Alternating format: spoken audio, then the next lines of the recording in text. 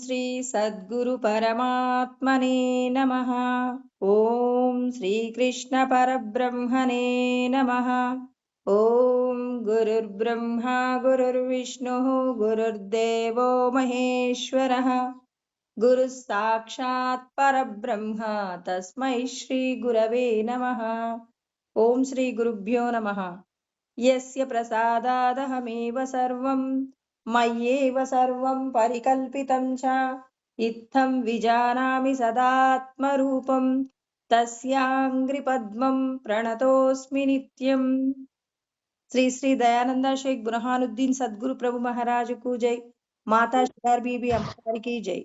శ్రీ శ్రీ నిజానంద మిట్టపల్లి సత్యనారాయణ సద్గురు ప్రభు మహారాజుకు జై. మాతా చంద్రమాంబ అమ్మగారికి జై. శ్రీ శ్రీ నిశ్చలానంద మిట్టపల్లి సుబ్బారావు సద్గురు ప్రభు మహారాజుకు జై. మాతా సీతారత్నమ్మ అమ్మగారికి జై. జై అచల సద్గురు ప్రభు మహారాజుకు జై. అందరికీ జై గురండి. ఈరోజు మనం భగవద్గీత ప్రథమ అధ్యాయము అర్జున విషాద యోగము. భగవంతుణ్ణి చేరుకోవాలనేటటువంటి తలంపు కలిగిన వారు మాత్రమే ఈ యోగమును పొందడం కోసం ప్రయత్నం చేస్తారు అని చెప్పి కృష్ణ పరమాత్మ మన అందరికీ కూడా జ్ఞానాన్ని అందిస్తూ ఉన్నారు. ఎవరైతే యోగము కోసం ప్రయత్నం చేస్తుంటారో అంటే భగవంతుడి యందు కలయిక పొందడం కోసం ఎవరి యొక్క ప్రయత్నమైతే ముందుకు సాగుతుందో అటువంటి వారందరికీ కూడా పరమాత్మ తానెవరో తాను తెలుసుకోవడానికి కావలసినటువంటి పరిస్థితులను మనం ఎక్కడ ఉన్నా కానీ పరమాత్మ కల్పిస్తాను అని చెప్పేసి మనందరికీ కూడా తెలియచేస్తూ ఉన్నారు. యోగము అంటే జీవుడు బ్రహ్మము చేత ఐక్యం కావడము అంటున్నారు. మరి జీవుడు బ్రహ్మము చేత ఐక్యం కావడాన్ని ఎందుకు కోరుకోవాలి? ప్రతి ఒక్కరూ ఉన్న జీవితం బాగానే ఉంది కదా, ఏదో అప్పుడప్పుడు కష్టాలు వస్తూ ఉంటాయి. మరి ఆ కష్టాలు పోయిన తర్వాత సుఖంగానే ఉన్నాం కదా, ఎందుకు మేము బ్రహ్మముతో కలవాలి అని కోరుకోవాలి అని చెప్పేసి చాలా మందికి సందేహం కలుగుతుందండి. ఎందుకండి యోగం కోసం అని చెప్పి ఇవాళ అనుభవించే సుఖాలు విడిచిపెట్టి ఏనాడో పొందేటటువంటి సుఖాల కోసం ఇవాళ మమ్మల్ని కష్టపడమని ఎందుకంటారు? ఎందుకు బ్రాహ్మీ ముహూర్తంలో నిద్ర లేవాలి? ఎందుకు మితంగా తినాలి? మానవ జన్మలో మేము ఏదైనా అనుభవించడానికి కావలసినటువంటి అనుకూలతలన్నీ కూడా ఉంటాయి. ఎందుకు మేము త్యాగం చేయాలి? త్యాగంతో కూడిన జీవనం ఎందుకు? దీనివల్ల ఏంటి మేము పొందే ప్రయోజనం అని చెప్పి అనేక మంది యొక్క హృదయాలలో తలపించేటటువంటి ప్రశ్న అండి. ఈ ప్రశ్నకు కృష్ణ పరమాత్మ అంటారు, మనకి సమాధానం అనేక రకాలైనటువంటి శ్లోకాలలో తెలియచేశారండి. తం విద్యా దుఃఖ సంయోగ వియోగం యోగ సంహితం. కృష్ణ పరమాత్మ మనందరికీ కూడా 6వ అధ్యాయంలో తెలియజేశారండి.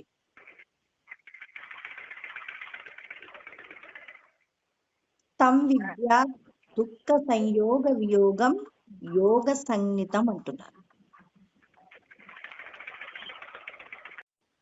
యోగమునకు పరమాత్మ చెప్పినటువంటి నిర్వచనం ఎంత అనుభవించినా తరిగిపోనటువంటి సుఖమే యోగము, కానీ దుఃఖం కొంత మిగిలిపోతే దానిని సుఖమనరు, యోగము అనరని పరమాత్మ చెప్తున్నారు. ఎందుకు పరమాత్మ 18 అధ్యాయముల యందు యోగము గురించి మాట్లాడారు అంటే తం విద్యా దుఃఖ సంయోగ వియోగం అన్నారు.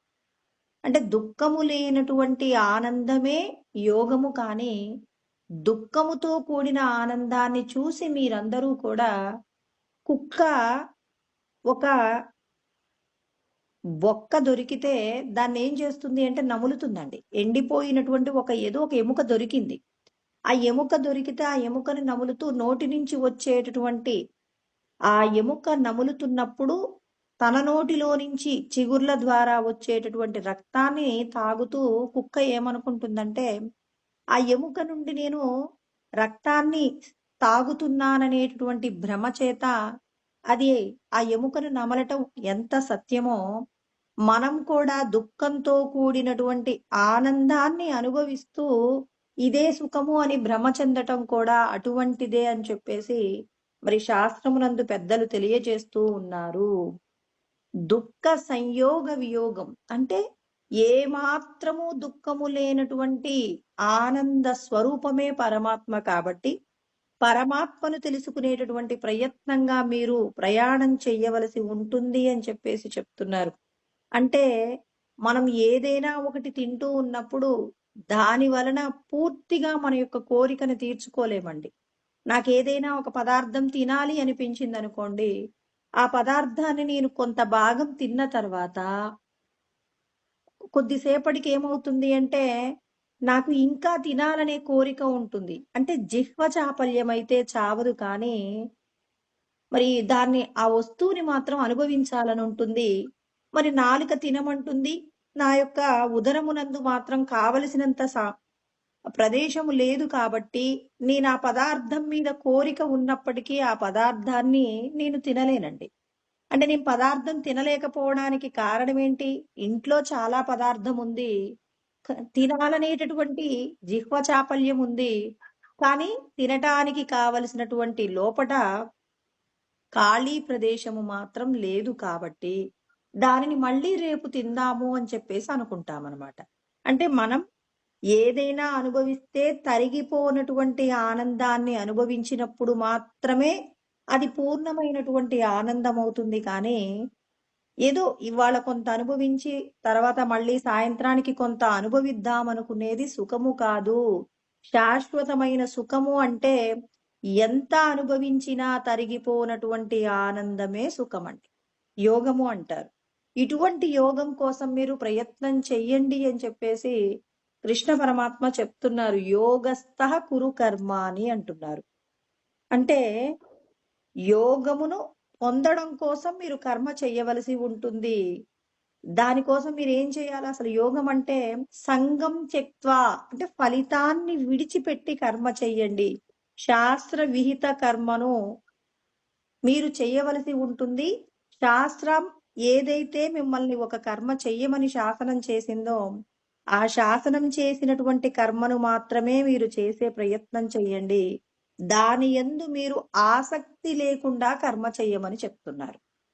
సక్తాః కర్మణ్య విద్వాంసో యథా కుర్వంతి భారత కుర్యాద్ విద్వాంస్తదా సక్తః చికీర్షు లోక సంగ్రహం అంటారు. అంటే కృష్ణ పరమాత్మ తెలియజేస్తూ ఉన్నారు. ఫలితాన్ని కోరుకున్నటువంటి వాళ్ళు ఇప్పుడు ఆ ఒక పని చేస్తే ఇంత లాభం వస్తుంది అని చెప్పేసి ఒక వ్యక్తి పని చేస్తున్నాడు అనుకోండి, ఎంత ఉత్సాహంగా చేస్తాడండి. ఇప్పుడు ఒక వ్యక్తి రోజుకి ఒక 1000 రూపాయలు సంపాదిస్తాడు. నువ్వు ఈ పనిని అంటే 2 రోజులు చేయవలసిన పనిని కనుక ఈ రోజే నువ్వు చేయగలిగితే 2000 రూపాయలు ఇస్తానన్నారనుకోండి, అతనికి ఫలితముల పట్ల ఉన్నటువంటి ఆసక్తి చేత ఆ పనిని చేసి ఒక రోజు 2 రోజుల్లో చేయవలసిన పనిని కూడా చేయడానికి ఉత్సాహంతో పని చేస్తున్నాడు. అతని యొక్క ఉత్సాహానికి కారణం ఏమైంది అంటే నీకు 1000 రూపాయలకు బదులుగా 2000 రూపాయలు ఇస్తానన్నారు కాబట్టి 2000 రూపాయల కోసం తన యొక్క శక్తినంతా కూడా ఖర్చు పెట్టి పనిచేస్తూ ఉన్నాడు. అంటే సక్తాః కర్మణ్య విద్వాంసో యథా కుర్వంతి భారత. అంటే ఫలితముల పట్ల ఆసక్తితో కర్మ చేస్తూ ఉంటాడనమాట. మరి భగవంతుడి యొక్క జ్ఞానము కోరుకునేటటువంటి వ్యక్తి కూడా అంటే భగవంతుణ్ణి చేరాలనేటటువంటి తలంపు కలిగినటువంటి వ్యక్తి కూడా ఎలా పనిచేస్తాడు అంటే కుర్యాద్ విద్వాంస్తదాసక్తః ఆసక్తః ఆసక్తి లేకుండా కర్మ చేస్తూ ఉంటాడు. తదాసక్తః చికీర్షు లోక సంగ్రహం. పరమాత్మ తనకు అప్పజెప్పినటువంటి పని ఏంటి అంటే లోకాన్ని ఉద్ధరించడం కోసం. మరి తన కుటుంబ ప్రయోజనాల కోసం ఒక వ్యక్తి తనకు అధికమైనటువంటి ఆదాయం వస్తుందన్నప్పుడు ఎంత ఉత్సాహంతో పనిచేస్తాడు. ఇక్కడ భగవంతుడి యొక్క అనుగ్రహం పొందాలనుకున్నటువంటి వ్యక్తి ఎటువంటి ఫలితాన్ని కోరుకోకుండా లోకాన్ని ఉద్ధరించేందుకు భగవంతుడికి ప్రీతికరమైన కర్మ చేసేందుకు ఆ విధంగా ప్రయత్నం చేసినప్పుడు భగవంతుడు తనకిచ్చేటటువంటి బహుమానం ఏమిటి అంటే ఎంత అనుభవించినా తరిగిపోనటువంటి సుఖాన్ని పరమాత్మ మనకు అందిస్తారట. అంటే మనం ఇవాళ మన కుటుంబం కోసం ఎన్నో రకాలుగా ప్రయత్నాలు చేస్తూ ఉన్నాం. ఆ ప్రయత్నాలలో భగవంతుడు ఏం చెప్తున్నారంటే, మీరు ఎప్పుడూ ఈ దేహ సంబంధమైన విషయాల కోసమే తాపత్రయపడుతూ జీవిస్తున్నంత కాలం మీరు మీ లోపట ఉన్నటువంటి బ్రహ్మమును తెలుసుకోలేరు. మీరు బ్రహ్మమును పొందాలి అని మీరు అనుకుంటే మాత్రం ఇక్కడ కృష్ణ పరమాత్మ మనందరికీ తెలియచేస్తున్నారు. 3వ అధ్యాయం 25వ శ్లోకంలో చెప్పబడిన శ్లోకం అండి ఇది.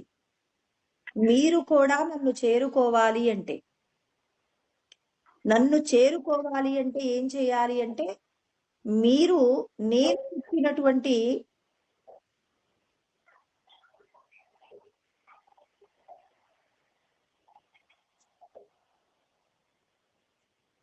నేను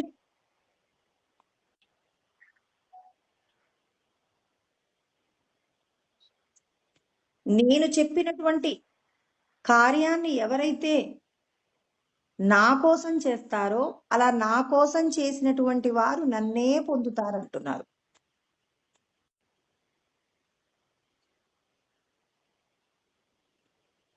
పరమాత్మ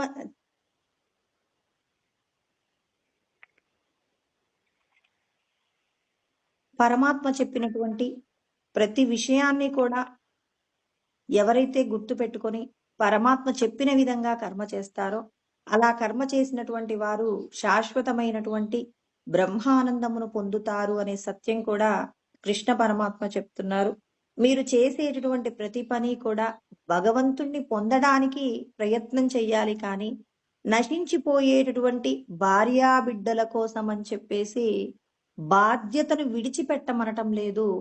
బాధ్యతతో కూడి కర్మ చేసేటప్పుడు భగవంతుడి వలనే ఈ కర్మలన్నీ జరుగుతున్నాయని, భగవంతుడి కోసమే నేను ఈ కర్మ చెయ్యాలని, భగవంతుడు నాకు అప్పచెప్పిన బాధ్యతలను పూర్తి చేయడం కోసమే నేను ధర్మంగా జీవించాలని ఎవరికి వాళ్ళు నిర్ణయం తీసుకుని భగవంతుడితో మమేకం కావడం కోసమని చెప్పి కర్మ చెయ్యవలసి ఉంటుందే కానీ ఈ ఈ దేహము నేను అనుకుంటూ దేహ సంబంధమైన విషయాల కోసం తాపత్రయపడుతూ ఎవరైతే కర్మ చేస్తారో, అలా కర్మ చేసేటటువంటి వారు మళ్ళీ మళ్ళీ జన్మలను ఎత్తుతూ ఉంటారు. ఇక జన్మ లేనటువంటి స్థితిని పొందాలనే కోరిక ఎవరికైనా ఉంటే మాత్రం ఎన్ని ఇబ్బందులు కలిగినప్పటికీ కూడా ధర్మాచరణ విడిచిపెట్టకూడదని కృష్ణ పరమాత్మ అనేక విషయాల యందు అనేక సందర్భాలలో మనం ధర్మాన్ని ఎలా ఆచరించాలో మనందరికీ కూడా పరమాత్మ తెలియచేస్తూ ఉన్నారు. పరమాత్మ తెలియజేసినటువంటి సత్యాలను ఎవరికి వాళ్ళు ఆచరించేటటువంటి ప్రయత్నం ఎవరైతే చేస్తారో, చేసిన వారికే భగవంతుడి యొక్క జ్ఞానం అందుతుంది. ఆ జ్ఞానంతో కూడినటువంటి కర్మాచరణ కూడా చేయగలుగుతారు. ఇక్కడ పరమాత్మ ప్రతి ఒక్కరికి తెలియజేస్తూ ఉన్నారు. నీ లోపట ఉన్నటువంటి బ్రహ్మమును నువ్వు పొందే ప్రయత్నం చెయ్యి. దానికోసం నిన్న మనం పంచకోశముల గురించి చెప్పుకున్నామండి. పంచకోశములలో చెప్పబడినటువంటి విషయాలు ఏమిటి అనంటే, అన్నమయ, ప్రాణమయ, మనోమయ, విజ్ఞానమయ, ఆనందమయ కోశాల గురించి మాట్లాడుకున్నామండి. మరి ఈ 5 కోశముల యందు చెప్పబడినటువంటి విషయాలను మరి ఉపనిషత్తులు కూడా వివరిస్తున్నాయి. అంటే సమస్త ఉపనిషత్తుల యొక్క సారమే భగవద్గీత అండి.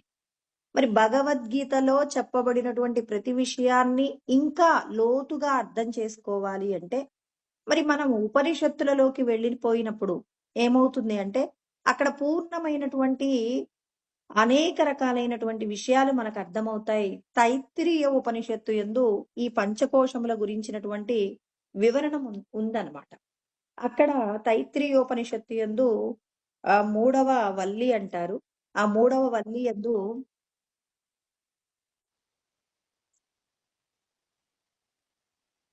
ఇక్కడ పరమాత్మ భగవంతుడంటే ఎవరు అనే విషయాన్ని ఈ ఉపనిషత్తు ద్వారా మరి పరమాత్మ యొక్క ఔన్నత్యాన్ని తెలుసుకోవచ్చు అనమాట.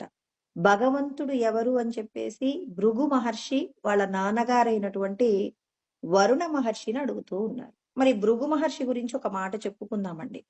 భృగు మహర్షి ఎవరు అనంటే, మహర్షీణాం భృగురహం అంటారు కృష్ణ పరమాత్మ. ఎక్కడ చెప్పారు? 10వ అధ్యాయం నందు 25వ శ్లోకంలో మొదటి పాదం నందు చెప్పారు. అంటే భగవంతుడు ఏమన్నారు? నేను భృగు మహర్షిగా ఉన్నాను అంటున్నారు. విభూతి యోగమునందు పరమాత్మ మీరు ఎక్కడెక్కడ ఉన్నారో మిమ్మల్ని పూజించాలంటే కొన్ని ప్రత్యేకమైనటువంటి రూపాల గురించి మాకు చెప్పండి, కొన్ని వస్తువుల గురించి మాకు చెప్పండి అని అర్జునుడు అడిగినప్పుడు ఆయన యొక్క విభూతులు ఉన్నటువంటి కొన్ని కొన్ని ప్రత్యేకమైనటువంటి రూపాల గురించి, కొన్ని కొన్ని ప్రత్యేకమైన విషయాల గురించి, వస్తువులలో ఆ పరమాత్మ ఏ విధంగా ఉన్నారు అనేటటువంటి సత్యం తెలియజేశారు. మరి భృగు మహర్షిగా ఉన్నది ఎవరు? నేనే భృగువుగా ఉన్నానని చెప్పారండి. ఇక్కడ ఈ భృగువు కూడా అంటే మన అందరి కోసం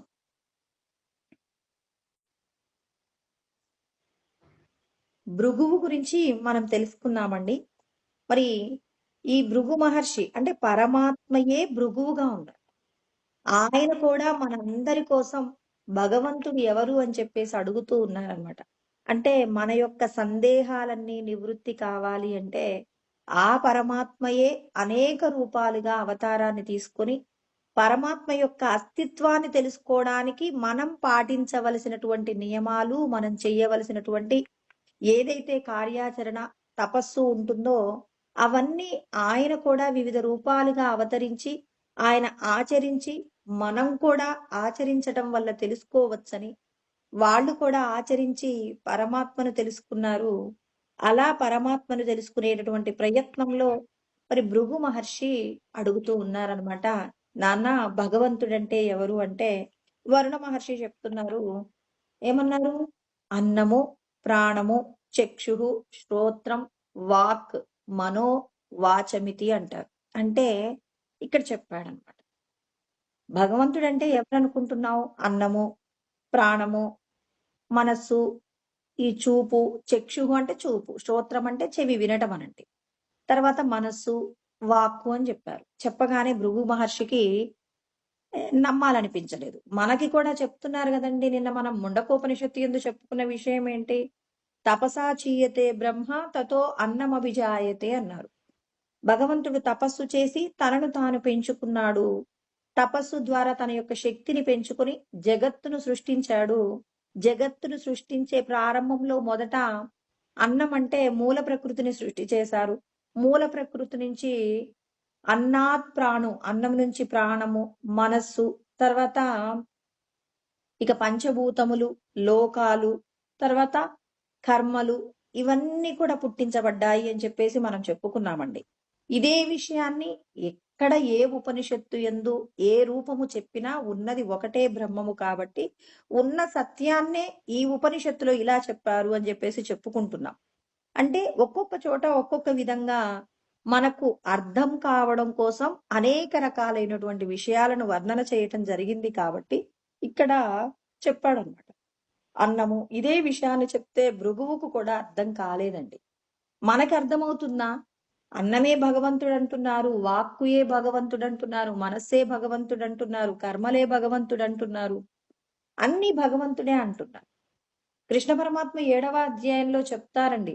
జరామరణ మోక్షాయ మామాశ్రిత్య యతంతి ఏ. ఎవరైతే మరి నన్ను పొందడం కోసం జరామరణము, ముసలితనము, తర్వాత మరణం నుండి తప్పించుకోవడం కోసం ఎవరైతే నన్ను ఆశ్రయించి ప్రయత్నం చేస్తున్నారో, నన్ను తెలుసుకోవడం కోసం ప్రయత్నం చేస్తున్నారో వాళ్ళు ఏం తెలుసుకుంటారు అంటే మరి సమస్త కర్మలు బ్రహ్మమే అని తెలుసుకుంటారు అంటున్నారు. తే బ్రహ్మ తద్విదు కృష్ణం కర్మచ అఖిలం. మనం చేసే ప్రతి కర్మలు భగవంతుడని తెలుసుకోవడమే మీరు పూర్ణంగా జ్ఞానమును పొందినట్టు అంటున్నారు. అంటే మీరు చేసే ప్రతి కర్మయందు కూడా నేనున్నాను, నా వలనే సమస్తం జరుగుతుంది అని తెలుసుకుంటారు అంటున్నారు. అంటే భగవంతుడిని తెలుసుకునేటటువంటి ప్రయత్నంగా మనం ఆయన చెప్పిన సాధనలన్నీ చేస్తూ ఉన్నప్పుడు మనం చేసే ప్రతిదాని యందు భగవంతుడు ఉన్నారు. దీనికోసం కృష్ణ పరమాత్మ 18వ అధ్యాయంలో 14వ శ్లోకం చెప్తారండి. ఏమంటారు అంటే అధిష్టానం తథాకర్త కరణం చ పృథగ్విధం వివిధాచ్చ పృథక్ చేష్ట దైవం చైవాత్ర పంచమం. ఈ ఒక్క శ్లోకం గుర్తుంటే భగవంతుడి యొక్క ప్రమేయం లేకుండా మనం ఏదైనా ఒక కర్మ చేయగలమా అంటే ఏ పని చెయ్యలేమండి. అధిష్టానం అంటే మన శరీరం. తథా కర్త కరణంచ పృథగ్విధం. మరి ఈ కర్మలన్నింటినీ చేసేటటువంటి జీవుడు కర్తగా ఉన్నాడు. కరణంచ పృథగ్విధం అంటే వివిధ రకాలైన ఇంద్రియాలు, జ్ఞానేంద్రియాలు, కర్మేంద్రియాలు, వీటన్నింటినీ The person you are speaking with has put your మరి కరణంచ పృథగ్విధం వివిధ రకాలైనటువంటి ఇంద్రియాలు. వివిధాచ్చ పృథక్ చేష్ట, ఈ ఇంద్రియాలతో మనం అనేక రకాల పనులు చేస్తున్నాం. కన్ను ద్వారా విషయాలు చూస్తున్నాం, చెవి ద్వారా వింటున్నామండి, ముక్కు ద్వారా వాసన చూస్తున్నాం, నాలుక ద్వారా రుచులు చూస్తున్నాం, చర్మము ద్వారా మరి స్పర్శకు సంబంధించిన సుఖాన్ని అనుభవిస్తూ ఉన్నాం. అంటే ఇంద్రియాల ద్వారా మనం అనుభవించేటటువంటి సుఖములు, ఉపకరణములు ఏవైతే ఉన్నాయో వివిధాచ్చ పృథక్ చేష్ట దైవం చైవాత్ర పంచమం. ఇన్ని మనం చేసిన భగవంతుడి యొక్క ప్రమేయం లేకుండా ఇవన్నీ చేయలేమట. ఇవన్నీ చెయ్యాలంటే భగవంతుడి యొక్క అనుమతి ఉండాలట. నువ్వు మంచి పని చేసినా చెడ్డ పని చేసినా నువ్వు ఏది చేసినా భగవంతుడి యొక్క ప్రమేయం వల్లే జరుగుతున్నాయి, కానీ భగవంతుడు లేకుండా జరగటం లేదు.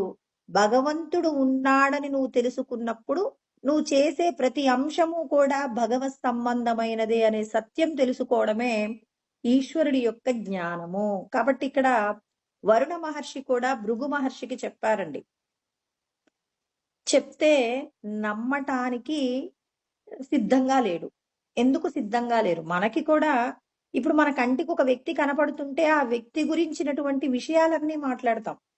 అతడి యొక్క పుట్టు పూర్వోత్తరాలన్నీ కూడా చెప్తాం, కానీ అతడు ఆత్మ అని చెప్పగలుగుతామా? ఎందుకు చెప్పట్లేదు మరి? మరి భగవంతుడు ఉంటేనే అతడు బతికున్నాడు. భగవంతుడు లేకపోతే అతడు శవంగా ఉంటాడు. నేనుంటే శివం, నేను లేకపోతే శవం.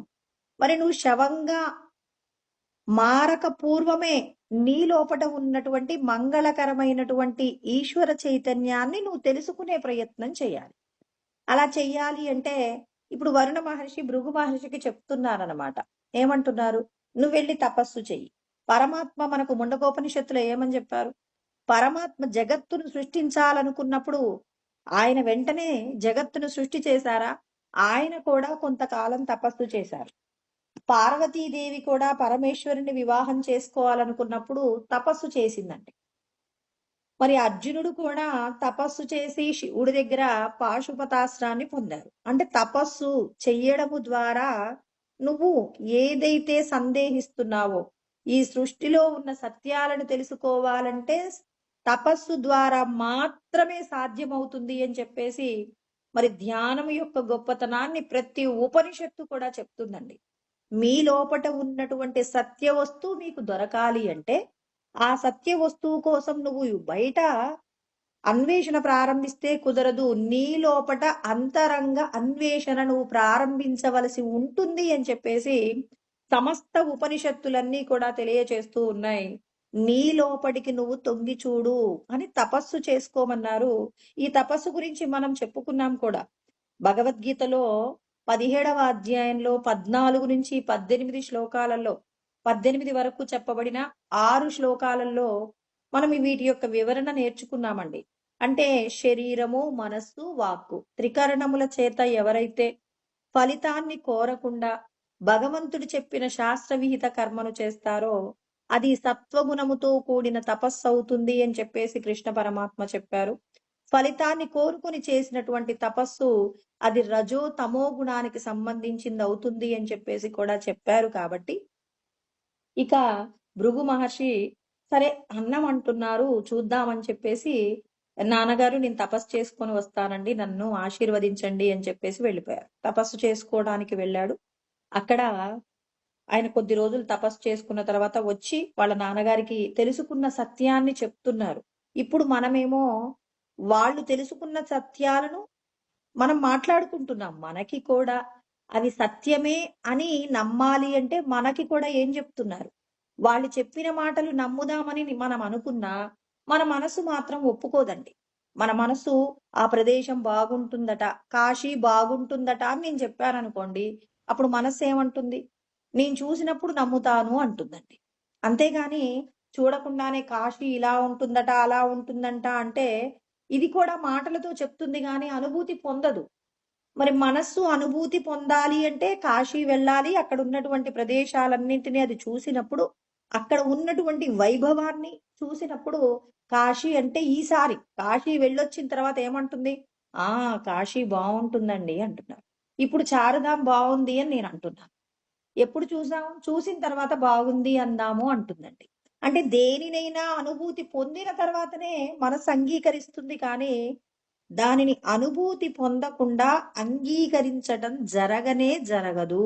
కాబట్టి మనం పరమాత్మను చేరుకోవాలి అంటే నీ మనసు బాహ్యమైనటువంటి దేహ సంబంధాలను విడిచిపెట్టి ఆత్మానుభవం పొందితే తప్ప మనస్సు ఈ దేహ సంబంధమైన విషయాలతో కావలసిన తాదాత్మ్యతను విడిచిపెట్టదండి.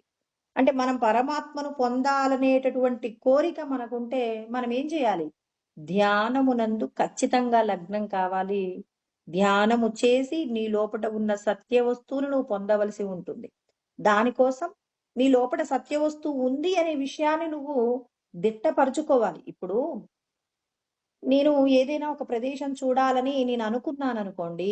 ఆ ప్రదేశం చూడడానికి కావలసినటువంటి ఏంటి జ్ఞానము నా దగ్గరుండాలి. అదే విధంగా ఇప్పుడు నా లోపల భగవంతుడున్నాడని అనేక రకాలైనటువంటి శాస్త్రముల యందు అధ్యయనం చేసినప్పుడు సత్య వస్తువు బయట లేదు, లోపటే ఉంది. దానికోసం నేను తపస్సు చెయ్యాలి అని చెప్పేసి నాకు నేను నిర్ణయించుకున్నప్పుడు నా మనసు అంగీకరిస్తే నేను తపస్సు చేస్తాను కానీ జ్ఞానము లేకుండా తపస్సు నిలబడదు. కాబట్టి జ్ఞానము, తపస్సు రెండూ కూడా కవల పిల్లల లాంటివండి. వీరిద్దరిలో ఏ ఒక్కరు ఉన్నా పూర్ణమైన ఫలితాన్ని పొందలేము కాబట్టి భగవంతుడు ఎక్కడ ఉన్నారు, ఎలా దొరుకుతారనేటటువంటి జ్ఞానము నీకుండాలి. ఆ జ్ఞానముతో కూడి నువ్వు లోపట అంతరంగమైనటువంటి అన్వేషణ ప్రారంభిస్తే దాని వలన నువ్వు కోరుకున్నటువంటి సత్య వస్తువుని పొందుతావు. కాబట్టి ఇక్కడ పరమాత్మ మనందరికీ చెప్తున్నారు. దీనికోసం అని చెప్పేసి కఠోపనిషత్తులో చెప్పబడిన ఒక శ్లోకం చెప్తానండి. పరాంచి కాని వ్యతృణత్ స్వయంభూ తస్మాత్ పరాక్ పశ్యతి నాంతరాత్మన కచ్చిద్దీరః ప్రత్యేగాత్మానమైక్షత్ ఆవృత చక్షురమృతత్వం ఇచ్చన్ అంటున్నారు. ఎక్కడికి వెళ్ళినా ధ్యానం దగ్గర ఆగాల్సిందేనండి. ధ్యానములోనే నువ్వు నీ లోపట ఉన్న సత్య వస్తువును చూడగలుగుతావు. కానీ నీకు తెలియవలసినటువంటి విషయం ఏంటి? ఆ తపస్సు చేయడానికి ముందు నీ ఇంద్రియాల యొక్క పనితీరేంటో నువ్వు తెలుసుకో.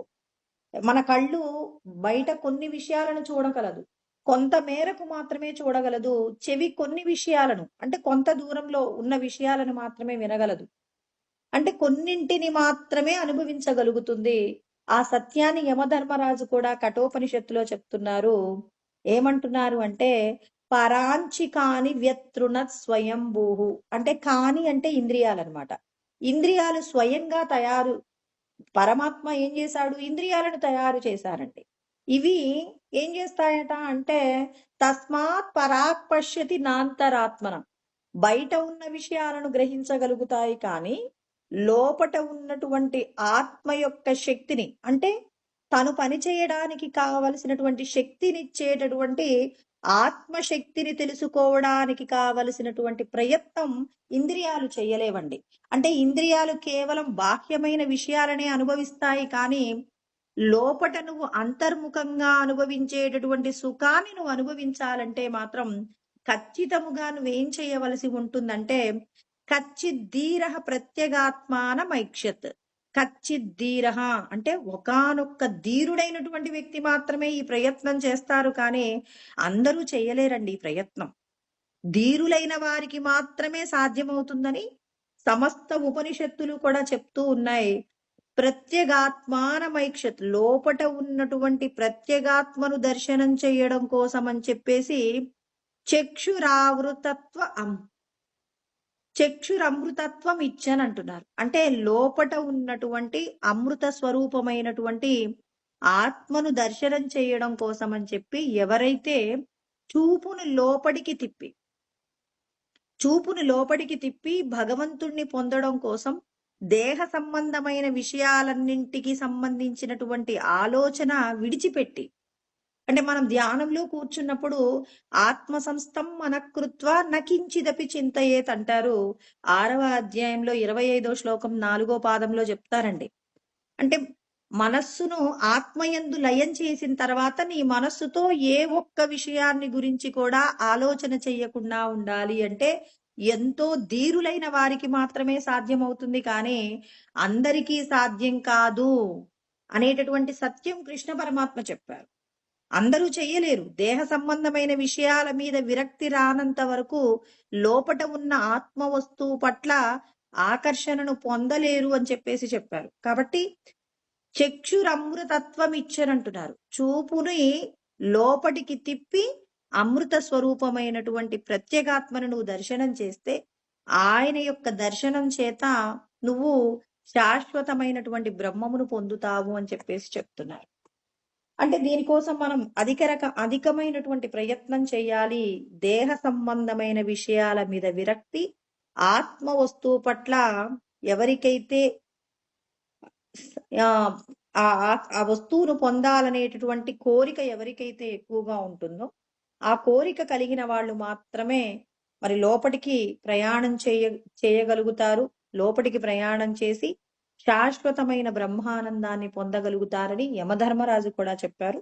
మరి ఇక్కడ భృగువు కూడా తపస్సు చేస్తూ ఉన్నారు. తపస్సు చేసి వచ్చి మళ్ళీ వాళ్ళ నాన్నగారికి చెప్తున్నారు. ఏమంటున్నారంటే, అన్నం బ్రహ్మేతి వ్యజానాత్ అన్నాద్యేవ కల్విమాని భూతాని జాతాని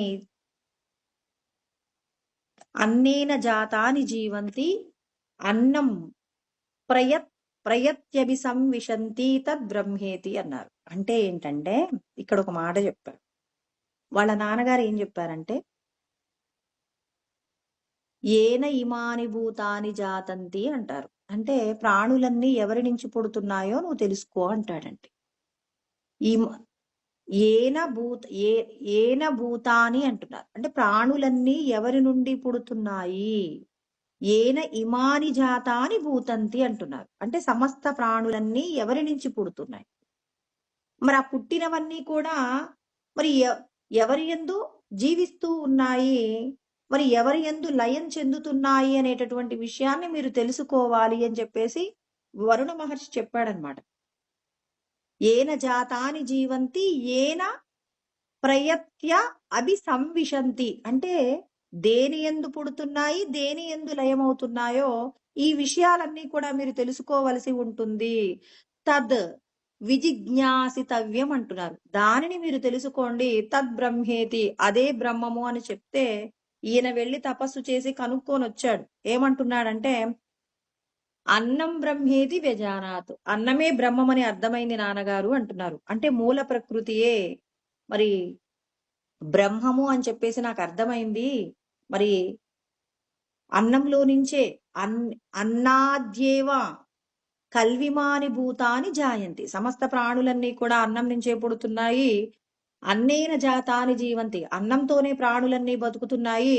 మళ్ళీ అన్నం ప్రయత్యభి సంవిశంతి అన్నంలోనే మరణించిన తర్వాత మళ్ళీ అన్నంలోనే కలిసిపోతున్నాయి. అంటే మూల ప్రకృతి నుంచే పుడుతున్నాయి, మూల ప్రకృతిలోనే మరణిస్తున్నాయి అనేటటువంటి విషయం చెప్పారు. ఇదే బ్రహ్మము అన్నారు. అన్నమయ కోశం గురించి మనం మాట్లాడుకున్నాం కదా.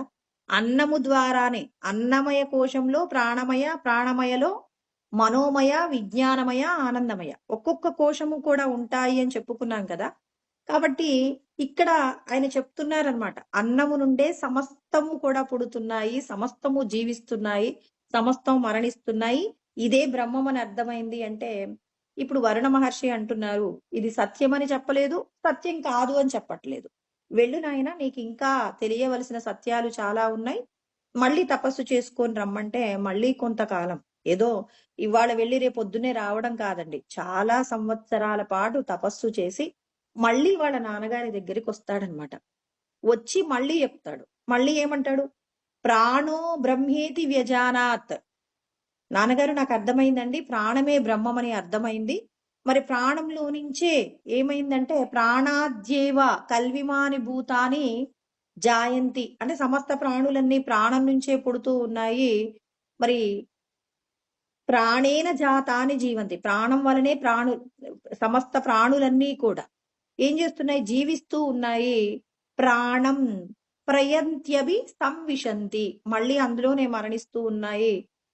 అదే బ్రహ్మము అని చెప్పేసి చెప్పారు. అంటే ఇప్పుడు ఇది ప్రాణము వలనే సమస్త ప్రాణులు పుడుతూ ఉన్నాయి. ప్రాణమే బ్రహ్మము, ప్రాణమునందే పెరుగుతూ ఉన్నాయి ప్రాణులన్నీ, ప్రాణము ఎందే ప్రాణులన్నీ కూడా మళ్ళీ మరణిస్తున్నాయి అన్నప్పుడు ఇదే బ్రహ్మము నాన్నగారు అంటే నువ్వు మళ్ళీ వెళ్ళి తపస్సు చేసుకొని రమ్మన్నారు. అంటే సత్య వస్తువు దొరికేంత వరకు నువ్వు తపస్సు చేస్తూనే ఉండాలనే సత్యం మనకు అర్థమవుతుంది.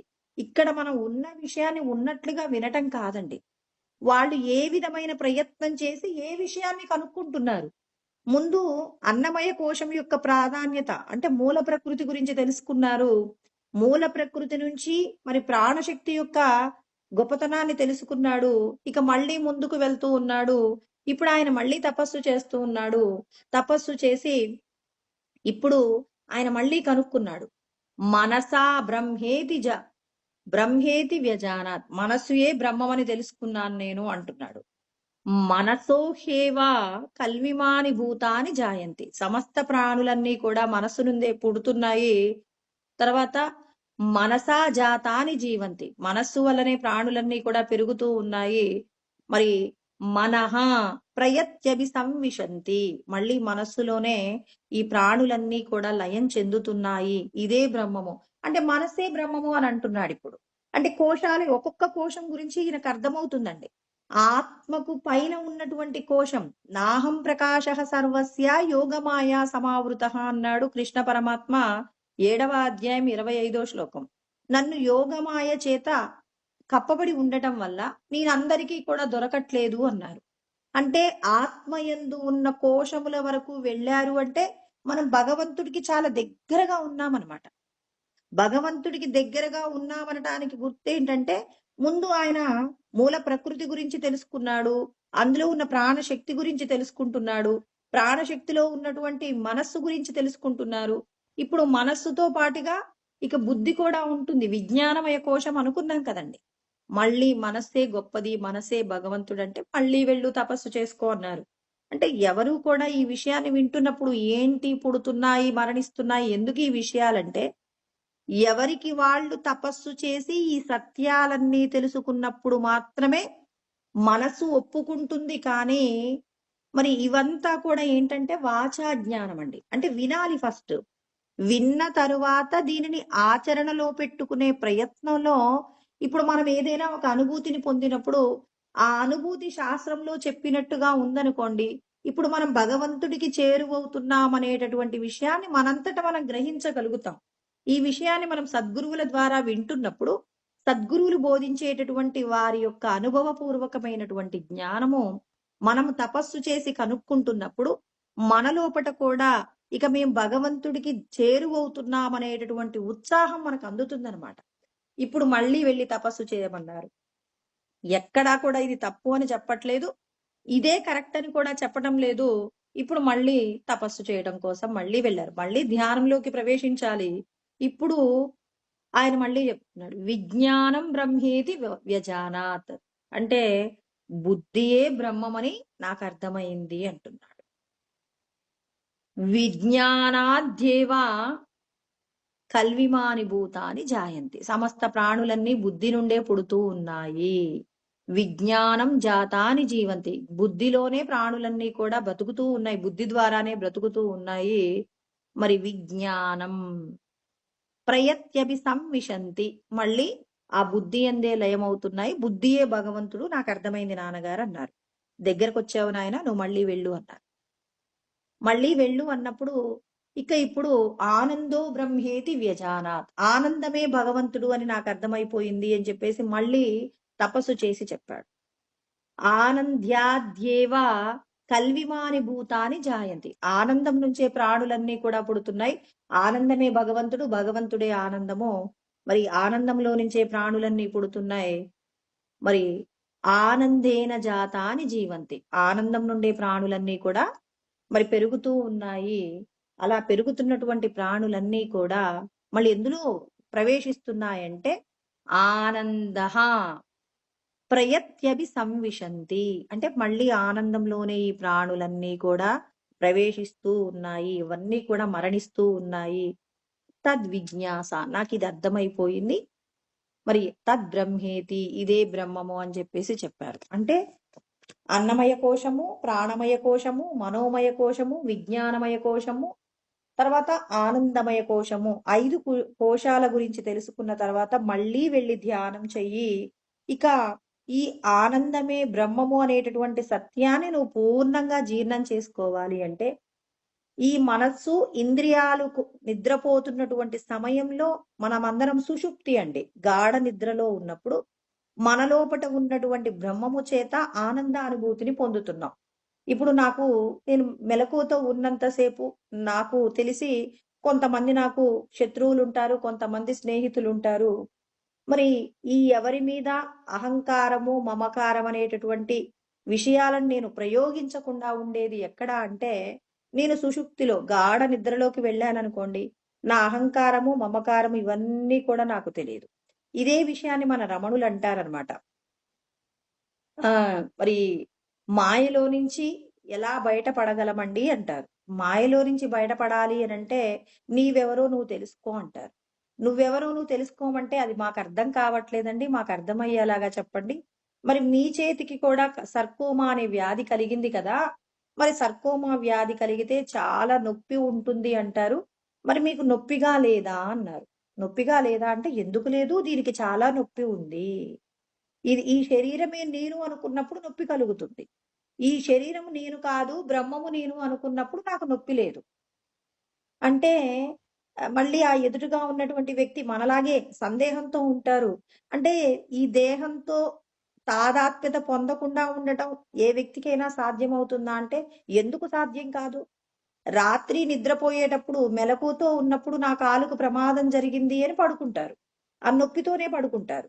గాఢ నిద్రలోకి వెళ్ళిన తర్వాత ఆ కాలికి సంబంధించిన నొప్పిని మీరేమన్నా అనుభవిస్తున్నారా? గాఢ నిద్రలోకి వెళ్ళి ఆనందాన్ని పొందుతున్నారు. మీరు మెలకువతో ఉన్నంత వరకు మీకు అది నొప్పిగా ఉంది. మీరు గాఢ నిద్రలోకి పోయినప్పుడు మీకు అది నొప్పి లేదు.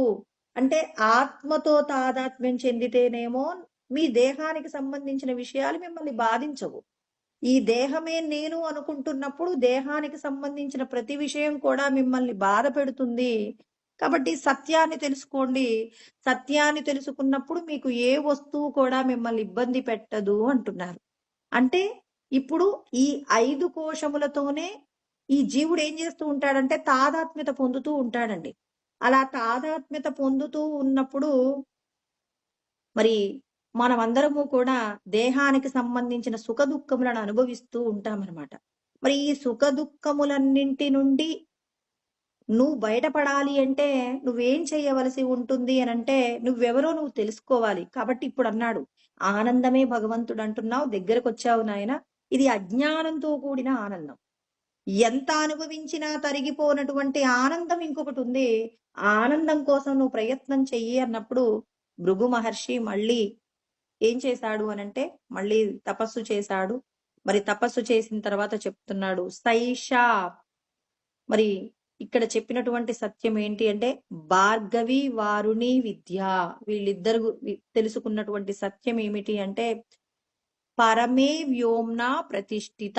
ఒక్కటే ఒక మాట అండి, శ్రేష్టమైనటువంటి మన హృదయం అనేటటువంటి కుహరమునందు మరి భగవంతుడి యొక్క శక్తిని మనం తెలుసుకోవడమే శ్రేష్టమైనటువంటి ఆత్మ యొక్క చైతన్యము, ఆత్మ స్వరూపము, బ్రహ్మము అని చెప్పేసి తెలియచేసినటువంటి సత్యము. అంటే నీ లోపట ఉన్నటువంటి బ్రహ్మమును నువ్వు ఎక్కడ తెలుసుకోవాలి అంటే నీ లోపటనే. ఏమంటారు? తం విద్యాద్ గూఢమను ప్రవిష్టం గహ్వరేష్టం గుహాహితం అంటారు. మరి చీకటిగా ఉన్నటువంటి హృదయం అనేటటువంటి గుహయందు ఉన్నటువంటి పరమాత్మ యొక్క చైతన్యాన్ని ఎవరైతే తెలుసుకుంటారు అంటే చీకటిగా ఉన్నటువంటి రహస్యమైనటువంటి ప్రదేశంలో, హృదయం అనేటటువంటి ప్రదేశంలో ఆ పరమాత్మ నివసిస్తూ ఉంటారు కాబట్టి ఆ పరమాత్మ యొక్క శక్తిని ఎవరైతే తెలుసుకుంటారో ఆ తెలుసుకోబడినటువంటి సత్య వస్తువే ఆత్మ. ఆ ఆత్మను ఎవరైతే పొందుతారో ఆరూఢ స్థితి అంటారండి దాన్ని. ఆ స్థితిని ఎవరైతే పొందుతారో పొందినటువంటి వారు ఇక ఈ దేహానికి సంబంధించిన ప్రతి విషయాన్ని రమణ మహర్షి, రామకృష్ణ పరమహంసలాగా సాక్షిగా చూడటం వాళ్ళకు సాధ్యమవుతుందండి. అంటే సాక్షిగా మనం చూడాలి అంటే నీ లోపట ఉన్న సత్య వస్తువు ఎవరు నీకు బయట చూయించరు. నీ లోపట ఉన్న వస్తువుని నువ్వు చూడాలి అంటే నీ అంతట నువ్వు దేహ సంబంధమైన విషయాలన్నింటి మీద ఆలోచనను విడిచిపెట్టి లోపట ఉన్నటువంటి పరమాత్మను పొందడానికి నీవు ఎప్పుడైతే మరి ఉత్సాహంతో నువ్వు లోపలికి ప్రవేశిస్తావో అప్పుడు మాత్రమే నీ లోపట ఉన్నటువంటి బ్రహ్మమును నువ్వు పొందగలుగుతావని మనందరికీ కూడా ఉపనిషత్తులు తెలియచేస్తూ ఉన్నాయి. ఇక ఇన్ని విషయాలు తెలిసిన తర్వాత ఈ ఉపనిషత్తు యందు చెప్పబడినటువంటి సత్యం ఏమిటి అంటే ప్రతి ఒక్కరూ కూడా తెలుసుకోవాలి అంటున్నారు. ఏంటి అంటే అందరూ ఆచరించాలి. ఎందుకు మనం శాస్త్రాన్ని తెలుసుకోవాలి? శాస్త్రాన్ని తెలుసుకోవడం వల్ల మనకి ఏంటి ప్రయోజనం అంటే అన్నం న నింద్యాత్. ఎవరు కూడా అన్నాన్ని నింద చెయ్యకండి అంటున్నారండి. అన్నాన్ని ఎవరైతే నింద చేస్తారో అలా నింద చేసినటువంటి వారికి అన్నము మీ నుంచి దూరం అవుతుంది. ఇవాళ మనకు పుష్కలంగా అన్నపానీయాలు ఉన్నాయి కదా అని చెప్పేసి ఎవరైతే అన్నాన్ని నింద చేసి చూస్తారో అలా నింద చేయటం వల్ల మీరు చాలా దుఃఖాన్ని పొందుతారు అని చెప్పేసి చెప్తున్నారు. అన్నము అంటే సాక్షాత్ మూల ప్రకృతియేనండి, అమ్మవారే. అన్నాన్ని మీరు ఎవరైనా కూర బాగలేదని చెప్పేసి ఆ పదార్థం రుచిగా లేదని చెప్పేసి మనం ఆ పదార్థాన్ని నిందించకూడదట. అలా నింద చేసినప్పుడు ఎన్నో రకాలైనటువంటి ప్రమాదాలు నువ్వు అన్నాన్ని నింద చేయటంతో వస్తాయి. కాబట్టి నీకెందుకు కష్టాలు వస్తున్నాయంటే ఎప్పుడైనా మన జీవితంలో అన్నానికి సంబంధించి మనం ఎప్పుడైనా తప్పుగా మాట్లాడామా, నింద చేశామా, కావాలని ప్లేటు కింద పడేశామా, ఇట్లాంటి విషయాలన్నీ కూడా భగవంతుడు ఖచ్చితంగా శిక్ష వేస్తాడట. ఉపనిషత్తుల యందు చెప్పబడినటువంటి విషయాలన్నీ కూడా సత్యమండి. అందుకే ఉపనిషత్తులు అధ్యయనం చెయ్యండి అంటారు. అన్నం నింద్యాత్, అన్నాన్ని నిందించకూడదంటున్నారు. ఇంకా ఇక్కడ ఇంకో 3 విషయాలు చెప్పబడ్డాయండి. ఏమంటారు అనంటే అన్నం న పరిచక్షీత. అన్నం మన కోసం ఎప్పుడూ కూడా వేచి ఉండకూడదట. పెద్దవాళ్ళు చెప్తారండి. ప్లేట్లో అన్నం పెట్టిన తర్వాత చాలా మంది ఏం చేస్తారంటే మరి ఏదో పని చేసుకుంటూ అన్నాన్ని నిర్లక్ష్యంగా చూస్తారు. అన్నాన్ని తిందాంలే అని చెప్పేసి అన్నం అక్కడ పెట్టేసి ప్లేట్ ఒక అరగంట తర్వాత అన్నం తింటారు. భగవంతుడట మన్నించడట. శాస్త్రం తెలిసినప్పుడు నువ్వు అన్నం తినాలనుకున్నప్పుడే ప్లేట్లో పెట్టించుకోవాలి తప్ప అన్నం అక్కడ పెట్టి అన్నం నీ కోసం ఎదురు చూడకూడదట. అన్నం న పరిచక్షీత.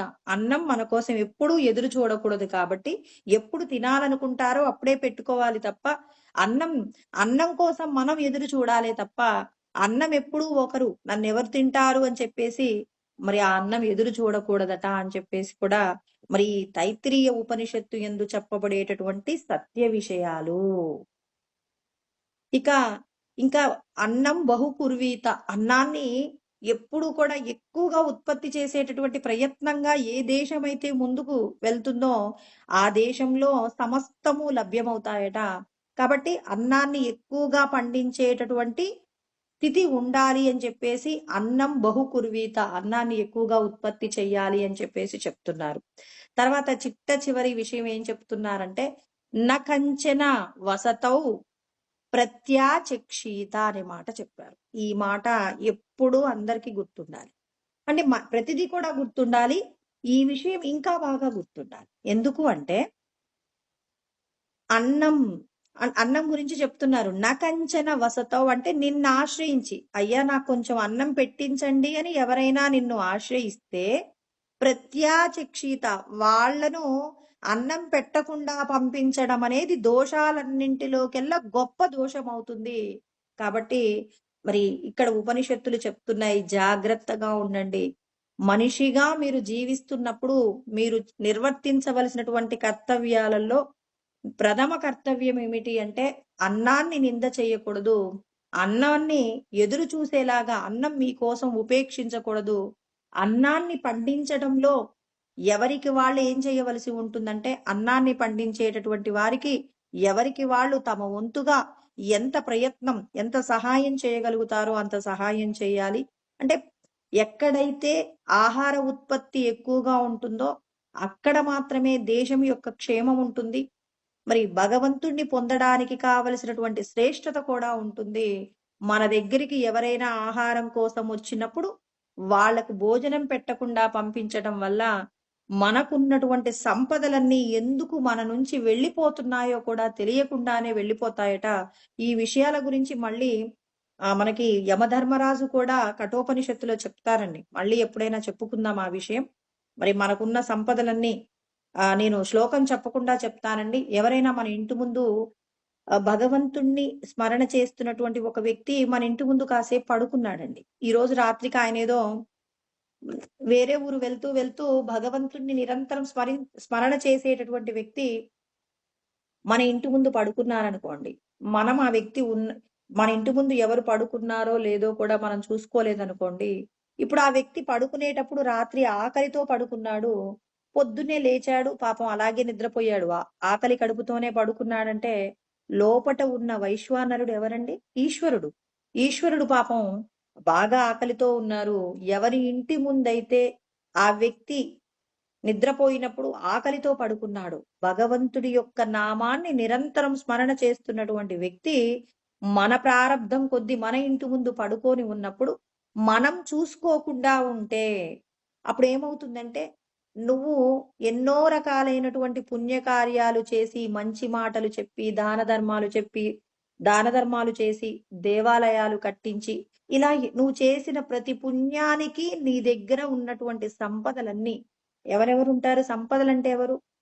భార్య, బిడ్డలు, ఇల్లు, తర్వాత మనకున్నటువంటి గో సంపద, మనకున్నటువంటి సమస్తము కూడా ఎందుకు మన నుండి వెళ్ళిపోతాయో మనకు తెలియకుండానే వెళ్ళిపోతాయట. ఎందుకు వెళ్ళిపోయాయి? మీరేం చేసినట్టుగా కనపడదు. కొంతమందిని చూడండి, ఊళ్ళల్లో చూస్తారు, ఎక్కడైనా ప్రతి ఒక్కరి జీవితంలో వింటూ ఉంటామండి.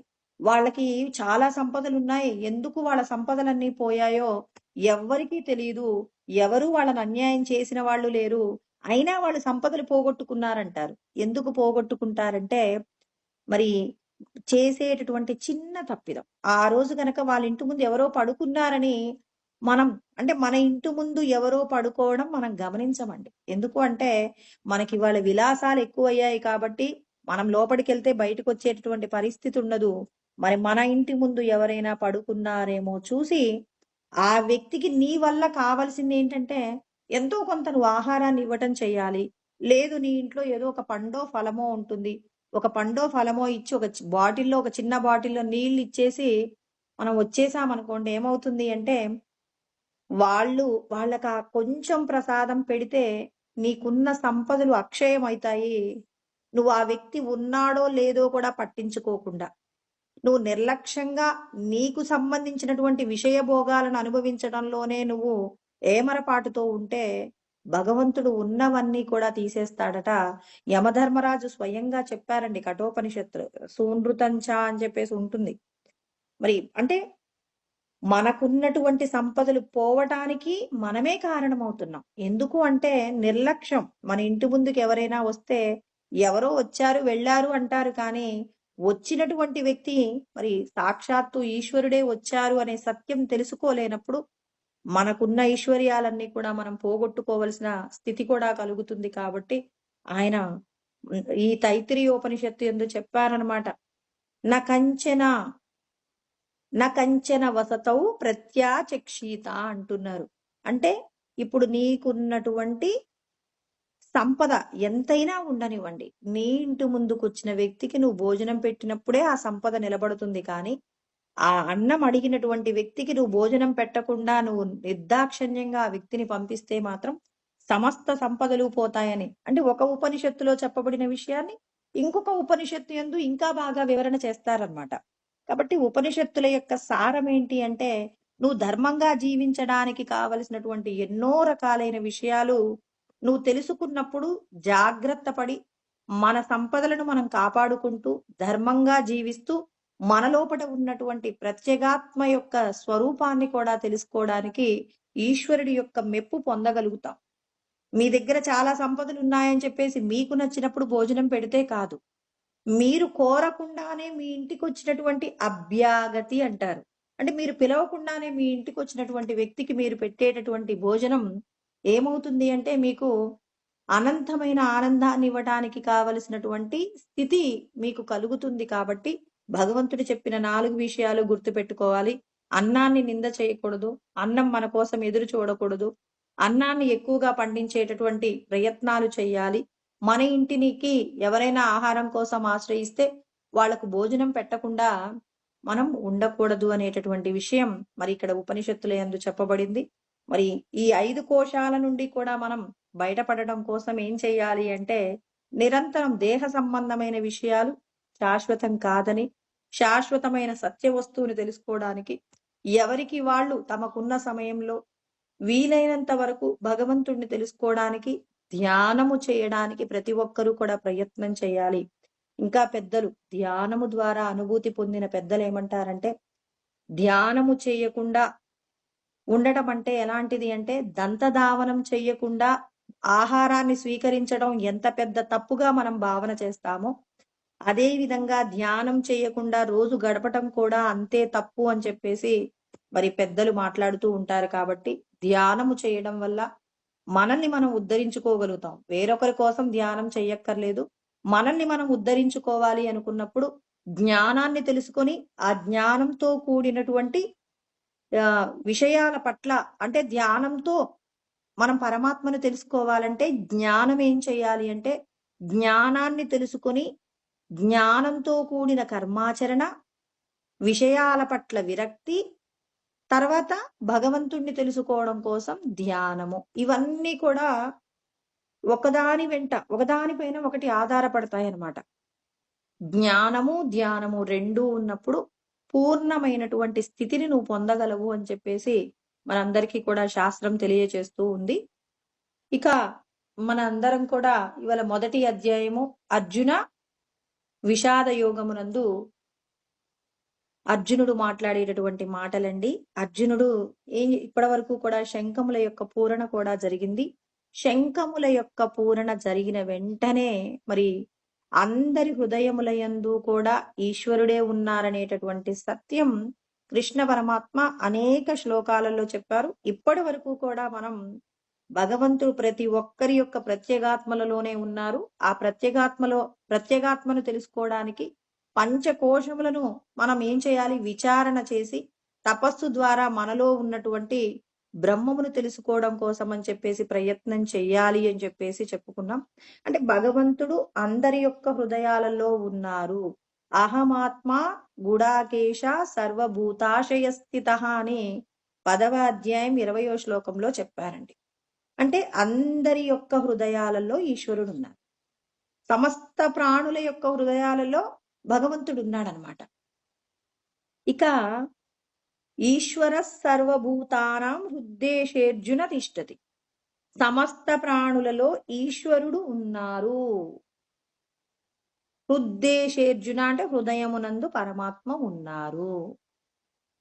సర్వస్య చాహం హృది సన్నివిష్టో, సమస్త ప్రాణుల యొక్క హృదయముల యందు ఈశ్వరుడు ఉన్నారు.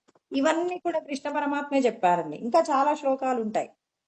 భగవంతుడు మీ లోపటే ఉన్నారు అంటే మరి కృష్ణ పరమాత్మ అధర్మాన్ని ఎవరైతే కొనసాగిస్తున్నారో అధర్మాన్ని పాటించే వాళ్ళందరికీ కూడా ఏమి ఇవ్వబోతున్నారు అని అంటే మరణం అనేటటువంటి బహుమానాన్ని ఇవ్వబోతూ ఉన్నారు. కాబట్టి ఆయన పూరించినటువంటి శంఖము ఏదైతే ఉందో శత్రువుల యొక్క గుండెలను చీల్చివేసినట్టు అయింది అని చెప్పేసి, అంటే యుద్ధానికి వెళ్ళక ముందే మరణ భయాన్ని పొంది ఉన్నారు.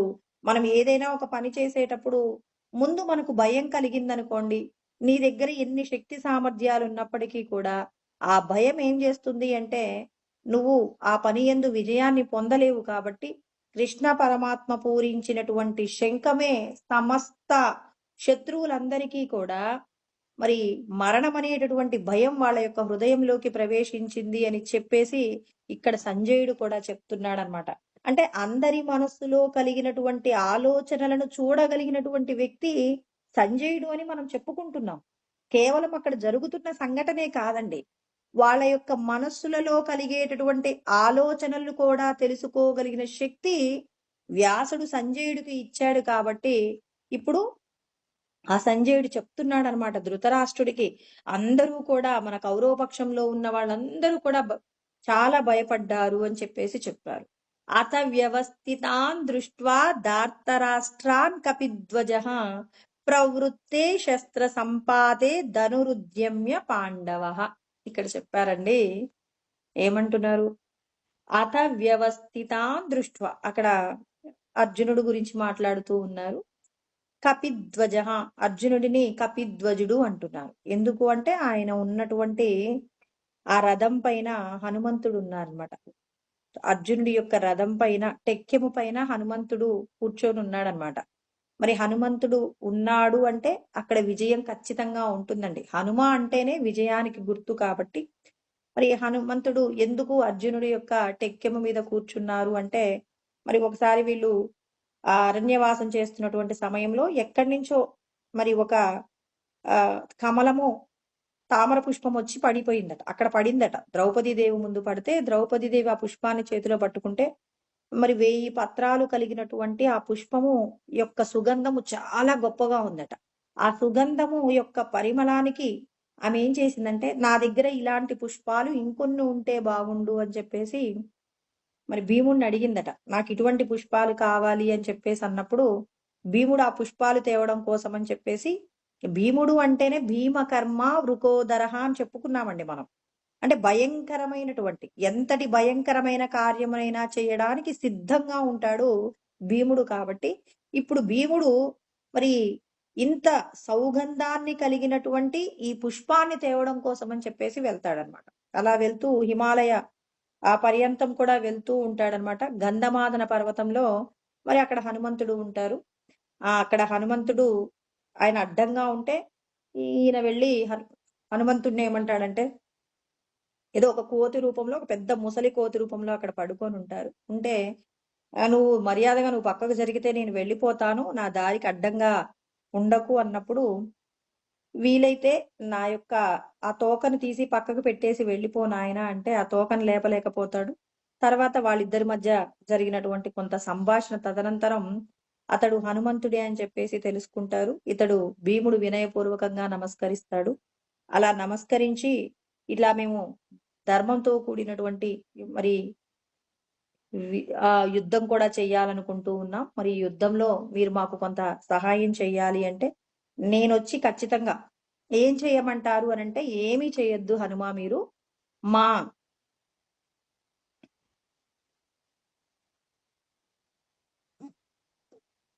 మా ఏమంటారు, మా యుద్ధమునందు మీరుంటే సంతోషము అంటారు. అప్పుడు ఏమంటాడంటే, హనుమంతుడు ఏమంటాడంటే, మీ సోదరుల్లో అర్జునుడు ఉండేటటువంటి రథము పైన ఉన్నటువంటి టెక్కెము మీద నేను కూర్చుంటాను. మీ యొక్క ఆ పరాక్రమాన్నంతా కూడా నేను చూస్తాను. యుద్ధంలో మీ పౌరుష ప్రతాపాలన్నీ కూడా నేను చూస్తాను. ఖచ్చితంగా అర్జునుడి యొక్క రథం పైన టెక్కం పైన నేను కూర్చుంటానని చెప్పేసి మరి భీముడికి వరాన్ని ఇవ్వటం జరుగుతుంది. ఇప్పుడు అర్జునుడి యొక్క రథం పైన కూర్చున్నాడు కాబట్టి ఇతడి కపిధ్వజుడు అని చెప్పేసి ఇక్కడ పిలిచారనమాట.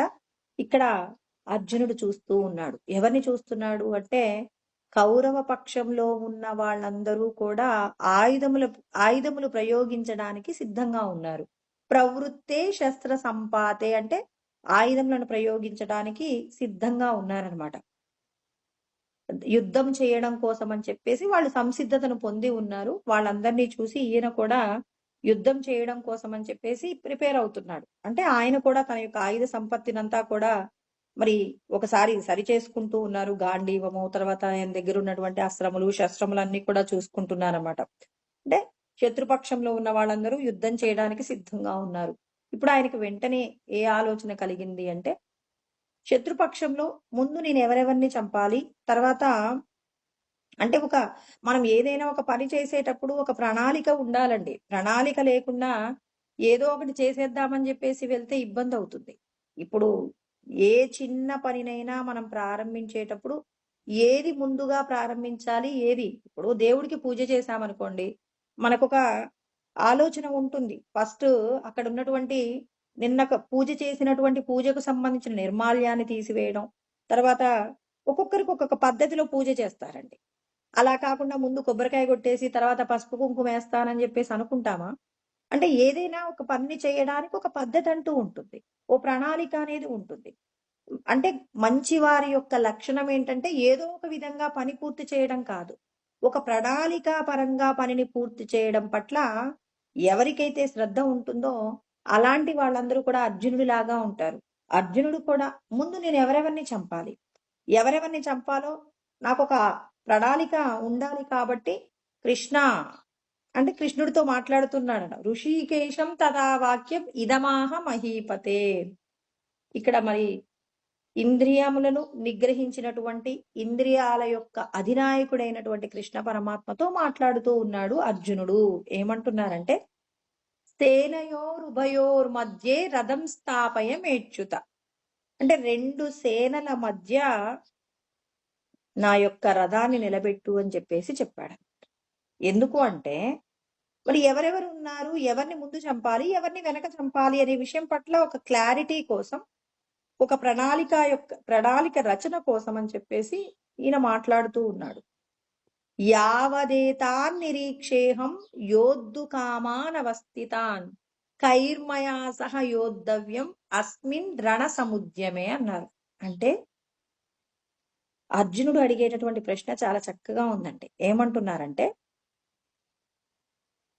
యావదేతాన్ నిరీక్షేహం అంటే నేను ఈ సైన్యంలో ఎంత మేరకు నేను చూడగలను, అంటే ఈ సైన్యంలో ఎవరెవరిని నేను ఇప్పుడు మనం ఇక్కడ నిలబడ్డామనుకోండి, మన కంటికి కనపడేటటువంటి దూరం వరకు ఎవరెవరు ఎదురుగా ఉన్నారో చూడాలనుకున్నప్పుడు మరి వాళ్ళకి ఎదురుగా మనం నిలబడ్డప్పుడు మాత్రమే సాధ్యమవుతుంది. కాబట్టి ఇక్కడ అర్జునుడు కూడా అదే అంటున్నారు.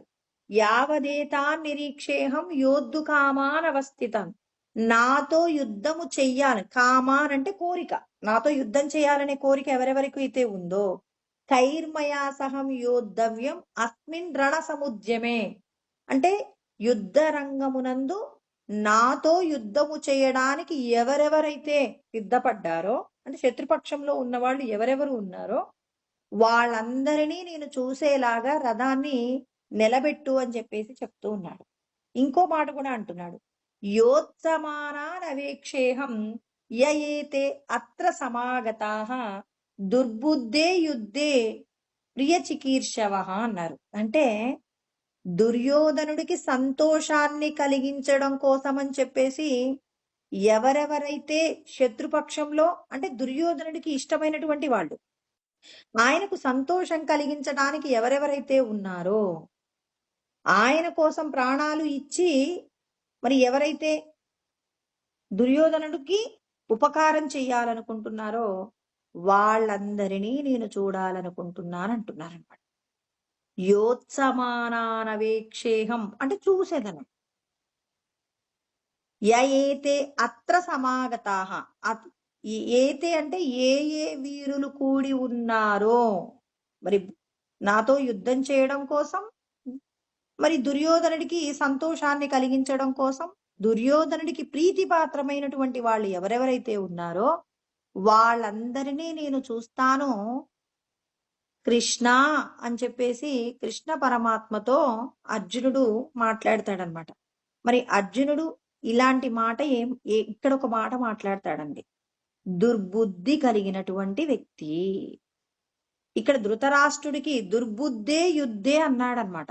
అంటే దుర్బుద్ధి కలిగినటువంటి దుర్యోధనుడికి సంతోషం కలిగించేటటువంటి వాళ్ళు ఎవరెవరు కూడి ఉన్నారో వాళ్ళందరినీ నేను చూస్తాను కృష్ణ అంటున్నారంటే దుర్బుద్ధి అని ఎందుకన్నాడు ఇక్కడ? దుర్యోధనుడు తమకు కావలసినట్టు, అంటే తమ యొక్క రాజ్యాన్ని ఏం చేశారు? దుర్మార్గంగా మరి వీళ్ళ చేత ఏం చేయించారు? మాయాజూదము ద్వారా మరి వీళ్ళందరినీ కూడా ఓడించారు. వీళ్ళందరూ కూడా వనవాసం, అజ్ఞాతవాసం పూర్తి చేసుకొని వచ్చిన తర్వాత మా రాజ్యాన్ని మాకు ఇవ్వమని కోరారు. అలా కోరినప్పుడు కృష్ణ పరమాత్మ కూడా రాయబారం వెళ్తారు కదండి. మీరు సగభాగం ఇవ్వకపోయినా పర్వాలేదు, మాకు 5 ఊళ్ళు, 5గురు అన్నదమ్ములకు 5 ఊర్లు ఇచ్చినా చాలు అని చెప్పేసి మరి వీళ్ళు కోరుకుంటారు. మాకు సగ రాజ్యం మాకు రావాలి, కానీ మీకు ఇవ్వబుద్ధి కాకపోతే మాకు 5 ఊర్లు ఇచ్చినా చాలు అని చెప్పేసి అడిగినప్పుడు మరి దుర్యోధనుడు అంటాడు, లేదు లేదు, మీకు 5 ఊర్లు కాదు, ఒక గుండు సూది మోపటానికి కావలసినటువంటి ప్రదేశాన్ని కూడా మీకు నేను ఇవ్వను అని చెప్పేసి, ఏదైనా ఉంటే యుద్ధంలో మనం తేల్చుకుందాం, కానీ మీకైతే నేనేది ఇచ్చేది లేదు అని చెప్పేసి దుర్బుద్ధితో మాట్లాడారు. దుర్బుద్ధి గురించి కృష్ణ పరమాత్మ ఆ 2వ అధ్యాయంలో 62, 63 శ్లోకాలలో చెప్తాడు. ఏమంటాడు అంటే, బుద్ధినాశాత్ ప్రణశ్యతి అంటారు. ఎవరి బుద్ధి అయితే నాశనాన్ని పొందుతుందో వాళ్ళు నశించిపోతారు. అంటే మన బుద్ధి ఎప్పుడైతే అధర్మ సంబంధమైన విషయాల కోసం పరిగెడుతుందో, అంటే నశించిపోయే విషయాలలో ధర్మాన్ని తప్పి ప్రవర్తించేటటువంటి వాళ్ళందరూ కూడా నశించిపోతారు అని చెప్పడానికి ఇక్కడ చెప్తాడండి. ఏమంటారు అంటే,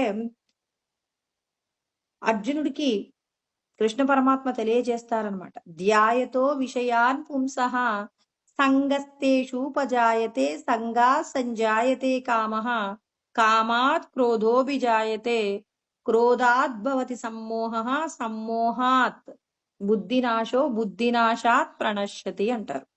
కృష్ణ పరమాత్మ మనమందరము నశించిపోవడానికి మూలాలన్నీ కూడా చెప్పాడండి. అంటే కోపాన్ని గురించి కృష్ణ పరమాత్మ ప్రత్యేకంగా చెప్పాడనమాట. అనేకమైనటువంటి చోట్ల చెప్పారు. ఇక్కడ మొట్టమొదటిసారిగా కోపం గురించి మాట్లాడారనమాట. ఏమంటారంటే, ధ్యాయతో విషయాన్ పుంసః. ఇక్కడ మనకు దుర్యోధనుడు గురించే చెప్పుకుందాం. దుర్యోధనుడికి కోరిక ఎక్కడ కలిగిందండి అసలు? ధ్యాయతో విషయాన్ పుంసః అంటే విషయాలను ఎప్పుడు, అసలు వీళ్ళ యొక్క రాజ్యాన్ని పొందాలి అనేటటువంటి కోరిక ఎక్కడ కలిగింది అంటే, వీళ్ళు రాజసూయ యాగం చేసినప్పుడు దుర్యోధనుడికి ధర్మరాజు ఒక పని అప్పచెప్పాడు. తమకున్నటువంటి వస్తు సంపదలన్నీ, అంటే తమకు మరి సామంతరాజులు తెచ్చిచ్చినటువంటి బహుమానాలన్నీ కూడా మరి కోశాగారంలో పెట్టించమని చెప్పేసి దుర్యోధనుడికి ఒక పని అప్పచెప్పారు. ఎందుకంటే అప్పటి వరకు అన్నదమ్ముల పిల్లలు వీళ్ళిద్దరి మధ్య కూడా చిన్న చిన్న గొడవలుండేవి, వీళ్ళని చంపే ప్రయత్నాలు చేశారు. వాటన్నింటినీ కూడా వీళ్ళు కూడా ఎప్పుడూ పట్టించుకోలేదు. మరి వీళ్ళు రాజసూయ యాగం చేసినప్పుడు వినయపూర్వకంగా మర్యాదగా వీళ్ళు కౌరవ రాజ్యానికి వెళ్తారు. రండి, మేము యాగం చేసుకుంటున్నాము అని చెప్పేసి పిలిచారు. వచ్చిన తర్వాత మనమందరము కూడా ఎన్ని రకాల విభేదాలున్నా ఏదైనా ఒక శుభకార్యం జరుపుకుంటుంటే అందరినీ పిలుచుకుంటాం కదండి. అలాగే శత్రువులు స్నేహితులు అనేటటువంటి భేదాభిప్రాయాలన్నీ పోగొట్టుకొని మనం కూడా పిలుచుకుంటాం కదా. అలా పిలుచుకున్నప్పుడు వీళ్ళు కూడా వచ్చారు. వచ్చిన తర్వాత ఒక్కొక్కరికి ఒక్కొక్క బాధ్యత అప్పచెప్పారు. ఒక కార్యం నడవాలి అంటే అందరూ కూడా మరి బంధువులు స్నేహితులు అందరూ కూడా బాధ్యతలు పంచుకుంటారు కదా. అదే విధంగా ధర్మరాజు కూడా ఒక్కొక్కరికి ఒక్కొక్క బాధ్యత అప్పచెప్పారు.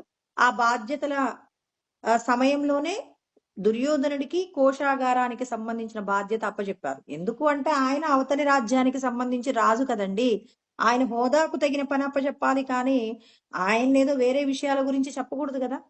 కాబట్టి మీరు ఆ వచ్చినటువంటి బహుమానాలన్నీ కోశాగారంలో పెట్టించమనేటటువంటి బాధ్యత ధర్మరాజు అప్పచెప్పినప్పుడు ఇక్కడ కృష్ణ పరమాత్మ చెప్పే శ్లోకాన్ని అప్లై చేయాలండి. ధ్యాయతో విషయాన్ పుంసః.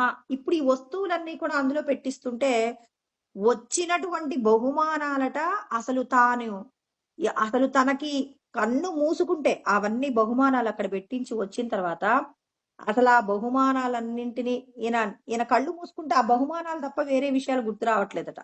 అంతటి ఐశ్వర్యాన్ని సామంతరాజులందరూ కూడా తెచ్చిచ్చారట. రాజసూయ యాగమునందు అనేక మంది బహుమానాలు ఇచ్చారండి ధర్మరాజు కోసం. ధర్మరాజు యొక్క గొప్పతనానికి వాళ్ళందరూ కూడా బహుమానాలు ఇచ్చారు.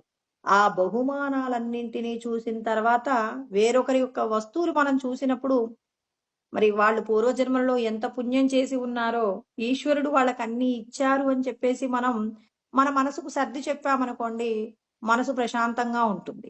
అలా కాకుండా వాళ్ళకున్నటువంటి వస్తువులు నాకు కూడా ఉండాలి అనుకోవడంలో కూడా తప్పులేదు. సరే, నేను కూడా కష్టపడాలి, అట్లాంటి వస్తువులు నేను కూడా తీసుకోవాలి అంటే సరే నీ అదృష్టం బాగుంటే నువ్వు ధర్మంగా ఆ డబ్బును సంపాదించుకోవచ్చు, నువ్వు కొనుక్కోవచ్చు. కానీ ఇక్కడ దుర్యోధనుడు చేసిన పని ఏంటంటే తాను కూడా అన్ని సంపదలు మరి బహుమానాలుగా పొందటం కానివ్వండి, లేకపోతే తాను ఏదైనా ఇంకో రాజ్యం మీద దండయాత్ర చేసి వేరొకరి సంపద తెచ్చుకోవడం కానీ ఇలాంటివన్నీ చేయలేదు. తమ బాబాయి కొడుకులైనటువంటి వాళ్ళు ఇన్ని సంపదలు ఎందుకు అనుభవించాలి? వాళ్ళ సంపదలను ఎలాగైనా దోచుకోవాలి అనేటటువంటి కోరిక కలిగిందండి దుర్యోధనుడికి. కృష్ణ పరమాత్మ చెప్పిన మాట ఇందులో పూర్ణంగా ఉంది. ధ్యాయతో విషయాన్ పుంసః అంటే మొదట అతనికి ఆలోచన లేదు. ఎవరిని? ఈ పాండవులని ఎలాగైనా ఓడించాలని, లేకపోతే పాండవులని ఏదో ఒక విధంగా మభ్యపెట్టి వాళ్ళ రాజ్యాన్ని ఆక్రమించాలనే కోరిక ఏం లేదు. రాజసూయ యాగంలో ఇతను కోశాగారంలో ఆభరణాలను పెట్టించినప్పుడు బహుమానాలు పెట్టించినప్పుడు మాత్రమే పుట్టింది తప్ప అంతకు ముందు లేదండి. ఇతనికి అలాంటి ఆలోచన ఏం లేదు. అంతకు ముందు కూడా ఉండేది. ఎందుకు? వీళ్ళని వీళ్ళందరూ చనిపోతే ఈ రాజ్యం కూడా మా సొంతం అవుతుందని చిన్నప్పటి నుంచి కూడా ఎన్నో రకాలైనటువంటి ప్రయోగాలు చేశారు. విషాహారాన్ని పెట్టారు, లక్క ఇంటిలో చంపే ప్రయత్నం చేశారు, ఇవన్నీ చేశారు. కానీ ఇతని యొక్క ఏదైతే ఆ ఇతరుల యొక్క వస్తువులను పొందాలనేటటువంటి మాత్సర్యం ఏదైతే ఉందో, అసూయ ఏదైతే ఉందో, వాళ్ళు ఇంతటి ఐశ్వర్యాన్ని అనుభవించటం ఏంటి? ఆ ఐశ్వర్యాన్ని మా సొంతం చేసుకోవాలనేటటువంటి కోరిక కలిగింది. ఆ బీజాలన్నీ ఎక్కడ పడ్డాయి అంటే మరి ఈ బహుమానాలు అందులో పెట్టించడమే. ధ్యాయతో విషయాన్ పుంసః అంటే ఇప్పుడు ఆయన ఏం చేస్తున్నాడు? ఆ విషయాలను చింతిస్తూ ఉన్నాడు, చింతన చేస్తూ ఉన్నాడు, ఆలోచిస్తున్నాడు. సంగా సంజాయతే కామః అంటే ఆ వస్తువుల గురించిన ఆలోచన చేసి చేసి ఆ వస్తువు పట్ల ఆసక్తి కలిగిందండి. ఇన్ని వస్తువులున్నాయి, ఇన్ని ఆభరణాలున్నాయి, ఇవన్నింటిని నేనేం చేయాలి? నాకు కలిగినటువంటి ఆ ఆ బంగారు ఆభరణాలు, ఆ వస్తువుల మీద నాకు కలిగినటువంటి ఆసక్తి ఏదైతే ఉందో, ఆ ఆసక్తిని ఏం చేశాడు ఆయన అంటే కోరికగా మార్చుకున్నాడు. ఎలాగైనా వీళ్ళ యొక్క సంపదలు నేను ఆక్రమించుకోవాలి అని చెప్పేసి ఆ కోరిక కలుగుతుందండి. ఆ కోరికతో వాళ్ళ నాన్నగారి దగ్గరికి వెళ్తాడు. మీరు మాట్లాడే వ్యక్తి మీ కాల్ ని హోల్డ్ లో వాళ్ళ పెట్టారు. శకుని మామతో దయచేసి మాట్లాడతాడు. లైన్ లో శకుని మామతో మాట్లాడతాడు. మామ, నేను మరి పాండవుల యొక్క ఐశ్వర్యాన్నంతా కూడా చూశాను. ఆ ఐశ్వర్యాన్ని ఎలాగైనా నా సొంతం చేసుకోవాలనుకుంటున్నాను.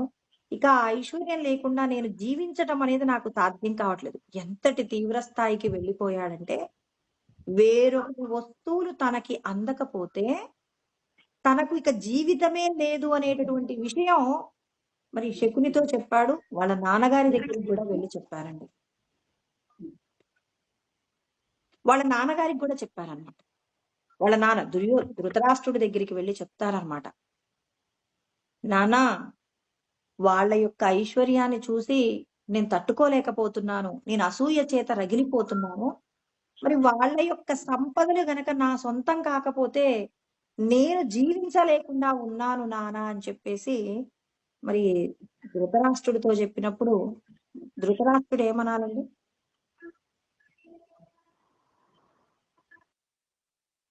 ధృతరాష్ట్రుడు ఏమనాలి అంటే, లేదు నానా, వేరొకరి ఐశ్వర్యం మనకెందుకురా, అలా ఎప్పుడు అసూయ పడకూడదు అని చెప్పేస్తే మరి చరిత్ర వేరే విధంగా ఉండేదండి. కానీ ధృతరాష్ట్రుడికి కూడా ఎప్పుడూ ఇష్టమే. ఏమిష్టము అనంటే పాండవుల యొక్క రాజ్యాన్ని తమ కొడుకులు అనుభవించడం అంటే ఎక్కువగా ఉత్సాహాన్ని చూపేది ఎవరు అంటే ధృతరాష్ట్రుడు. ధృతరాష్ట్రుడు అలా ఉన్నారు కాబట్టే కొడుకులు ఇంత దుర్మార్గంగా తయారయ్యారు. చిన్నప్పటి నుంచి కూడా ధృతరాష్ట్రుడికి వాళ్ళ యొక్క సంపదలన్నీ అంటే వాళ్ళ పిల్లలు చిన్నప్పుడుగా అండి. ధృతరాష్ట్రుడి యొక్క పిల్లలు చిన్న పిల్లలుగా ఉన్నప్పటి నుంచే పిల్లల మధ్య విభేదాలను సృష్టించి అవతలి వారి యొక్క రాజ్యం వీళ్ళు ఆక్రమించుకోవాలనేటటువంటి కోరిక అనుక్షణం వీళ్ళలో కలగటం వల్లే కల్పించింది ఎవరు అంటే ధృతరాష్ట్రుడే కదండి. మరి పెద్దయిన తర్వాత మాత్రం ఎప్పుడు కూడా అండి ఇక్కడ ఆ దుర్యోధనుడు ఏమన్నాడు? నాన్న, నాకు వాళ్ళ యొక్క రాజ్యం కావాలనిపిస్తుంది, వాళ్ళ సంపదలన్నీ నాకు కావాలనిపిస్తున్నాయి నాన్న అంటే మరి పైకి మాత్రం అనడండి. పైకి మాత్రం ఎలా ఉంటాడంటే, లేదురా అలా అలా వాళ్ళ యొక్క సంపదను మనం ఎలా తీసుకుంటాం, అలా కుదరదు. అలా ఎలా సాధ్యమవుతుంది అని చెప్పేసి అంటాడు. లోలోపల మాత్రం ఎంతో ఆనందాన్ని పొందుతాడనమాట. అంటే తన కొడుకు అంత ఐశ్వర్యానికి అధిపతి అయితే ఎంత గొప్పగా ఉంటాడు. అబ్బా! నా కొడుకుని మించినటువంటి వైభవం ఇక లోకంలో ఎవరికీ ఉండదని చెప్పేసి లోలోపట ఆనందపడతాడు గానీ, పైకి మాత్రం అలా ఎలా కుదురుతుంది? అలా సాధ్యం కాదు అని చెప్పేసి. ఎందుకొస్తాడు దుర్యోధనుడంటే వాళ్ళ మామ శకుని మామతో ఎందుకొస్తాడంటే, నాన్న మామయ్యకి మాయాజూదం తెలుసు. కాబట్టి నువ్వు ఎలాగైనా ఈ పాండుపుత్రులందరినీ కూడా నువ్వు ఏదో ఒక రూపంలో మన ఇంటికి పిలువు. సరదాగా మనం 4 రోజులు గడపటం కోసం. అలా పిలిచినప్పుడు మేమెలాగో ఒకలాగా వాళ్ళని ధర్మరాజుకి జూదం అంటే చాలా ఇష్టం. ఆ జూదం ఆడడం కోసం అని చెప్పేసి వాళ్ళని మేము ప్రేరేపించి, మాయా జూదం ద్వారా రాజ్యాన్ని తీసేసుకుంటాం. మీరైతే పిలిపించండి అంటే, మొదట పైకి మాత్రం వద్దు వద్దు అంటాడు.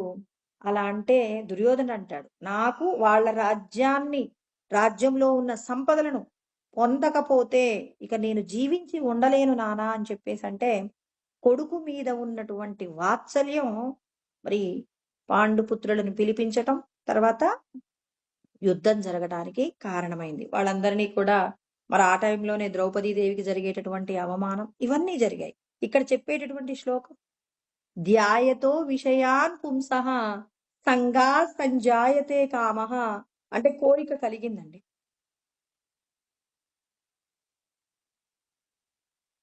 కోరిక కలిగింది. ఆ కోరిక కలగగానే కామాత్ క్రోధోభిజాయతే అంటే ఎప్పుడైతే మన కోరిక తీరనప్పుడు ఏమన్నాడు? వాళ్ళ నాన్నగారు వద్దన్నారండి. వాళ్ళ నాన్నగారు వద్దన్నప్పుడు ఏమంటున్నాడు? కోపం వచ్చేసింది. కోపం వచ్చేసి వాళ్ళ రాజ్యం లేకపోతే నాకు ఇక జీవితమే లేదు. అంటే కొడుకు తండ్రిని ఏం చేస్తున్నాడు? బ్లాక్‌మెయిల్ చేస్తున్నాడనమాట. నేను కావాలా? లేకపోతే నేను చెప్పిన మాట వింటారా? వినరా మీరు? నా మాట మీరు వినకపోతే ఇప్పుడు మీకింక కొడుకు మిగిలుండడు. ఎందుకంటే నాకు అసూయతో నేను రగిలిపోతున్నాను. వాళ్ళ యొక్క సంపద లేకపోతే నేను ఉండలేను అని చెప్పేసి చెప్తున్నాడు. అంటే అతనికి ఏమైంది?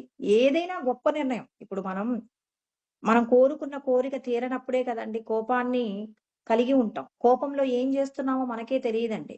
ఇక్కడ దుర్యోధనుడు కూడా ఈ కోరిక తీరదేమో అని చెప్పేసి కోపాన్ని పెంచుకున్నాడు. క్రోధోద్భవతి సమ్మోహః అంటే తనకు అవివేకం వచ్చేసిందండి. అవివేకం వచ్చినప్పుడు ఇక్కడ క్రోధోద్భవతి సమ్మోహ స్మృతి విభ్రమః మరుపు కూడా వచ్చేసింది.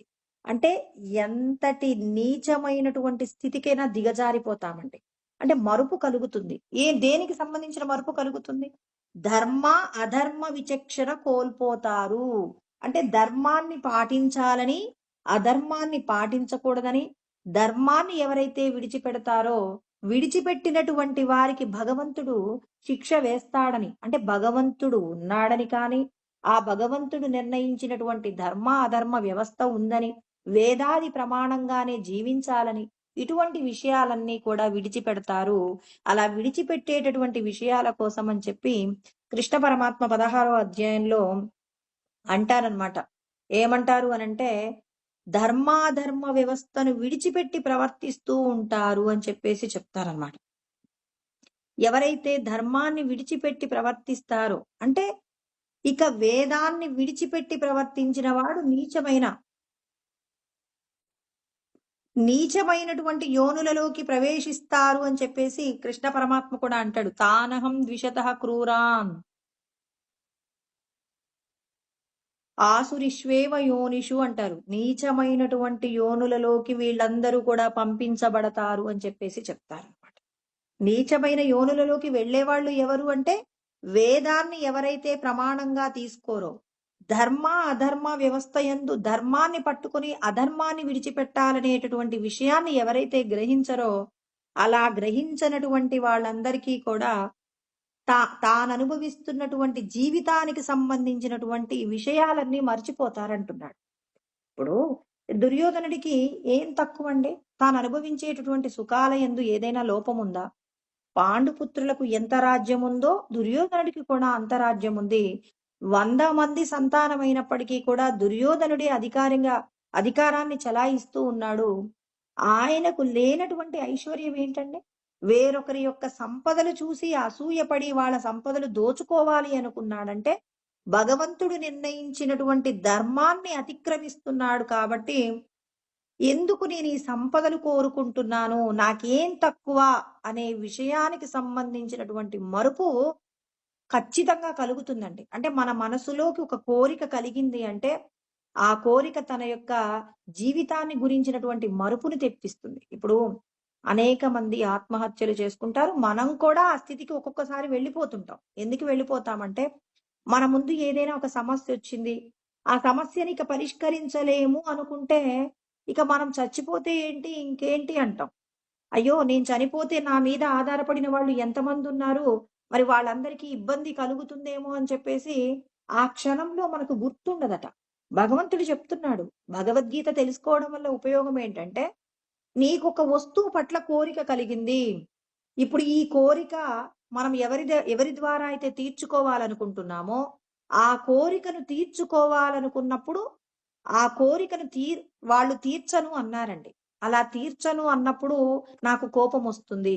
కోపమొస్తే నేనేం చేస్తాను? నన్ను నేను మరచిపోతానంట అని జెప్పి, ఇప్పుడు మనకి ఈ జ్ఞానం ఉందనుకోండి, ఇప్పుడు మనం ఏదైనా కోరుకునేటప్పుడే ముందే నిర్ణయించుకుంటాం. ఇప్పుడు నేనొక వస్తువుని అడుగుతాను. వాళ్ళు కాదంటారు. కాదంటే నాకు కోపం రాకుండా నన్ను నేను కంట్రోల్ చేసుకోవాలి. అంటే ఈ వస్తువు లేకుండా కూడా నేను జీవించగలను అనేటటువంటి ఆలోచన ముందే మనం నిర్ణయించి పెట్టుకున్నామనుకోండి. ఇప్పుడు నేను అడుగుతాను. నాకొక 4 తులాల బంగారపు గొలుసు కావాలి అని నేను ఇంట్లో అడిగాననుకోండి. ఇప్పుడు లేదు అన్నారు. లేదు అన్నప్పుడు, అయినా నాకిప్పుడు బంగారం ఎందుకు? బంగారం బీరువాలో పెట్టడమేగా. ఫంక్షన్ ఎప్పుడో వచ్చినప్పుడు గదా! సరే ఇప్పుడు అడుగుతాను. కాదన్నారనుకోండి, ఇంకొకసారి అడుగుతాను. ఎప్పుడైనా మళ్ళీ ఆయన దగ్గర డబ్బులున్నప్పుడు అడుగుతానని, అంటే ముందే నేను సమాధానం నా దగ్గరే ఉంచుకున్నాననుకోండి. ఇప్పుడు వెళ్లి అడిగాం. లే లేదు ఇప్పుడు కుదరదన్నారు. ఇప్పుడేం జేస్తాం? మళ్ళీ ఆయన దగ్గర డబ్బులున్నప్పుడు అడుగుతాను. అప్పుడు మళ్ళీ నాకు గావాల్సిన వస్తువును నేను కొనిచ్చుకుంటాను అనుకుంటాం. అలా కాకుండా ఇప్పుడు గనక మీరు నాకా వస్తువు ఇవ్వకపోతే నేనేం చేస్తానో కూడా నీకు తెలీదన్నామనుకోండి. అంటే నీకు మరుపొచ్చేస్తుంది. నీకంటూ ఒక కుటుంబము, నీ మీద ఆధారపడినటువంటి నీ పిల్లలు, నీకంటూ నువ్వు భగవంతుడిని తెలుసుకోవడానికే భూమి మీదకొచ్చావు. ఇన్ని విషయాలన్నీ మరచిపోవడానికి మూలమేంటంటే, నీ మనసులో కలిగేటటువంటి కోరిక. ఆ కోరిక తీరదు అన్నప్పుడు కలిగేటటువంటి కోపము, ఆ కోపంలో నుంచి పుట్టేది మరుపు. అంటే నిన్ను నీవు మరచిపోగలిగినటువంటి స్థితి నీకెప్పుడు దొరుకుతుంది అంటే, నీ మనసులో గాఢమైనటువంటి కోరిక, ఆ కోరికను ఏది శాశ్వతం, ఏది అశాశ్వతం అనేటటువంటి జ్ఞానము నీకుండాలి. నిత్య, అనిత్య వస్తువుకు సంబంధించినటువంటి వివేకము ఉన్నప్పుడు నువ్వేం చేయగలవు?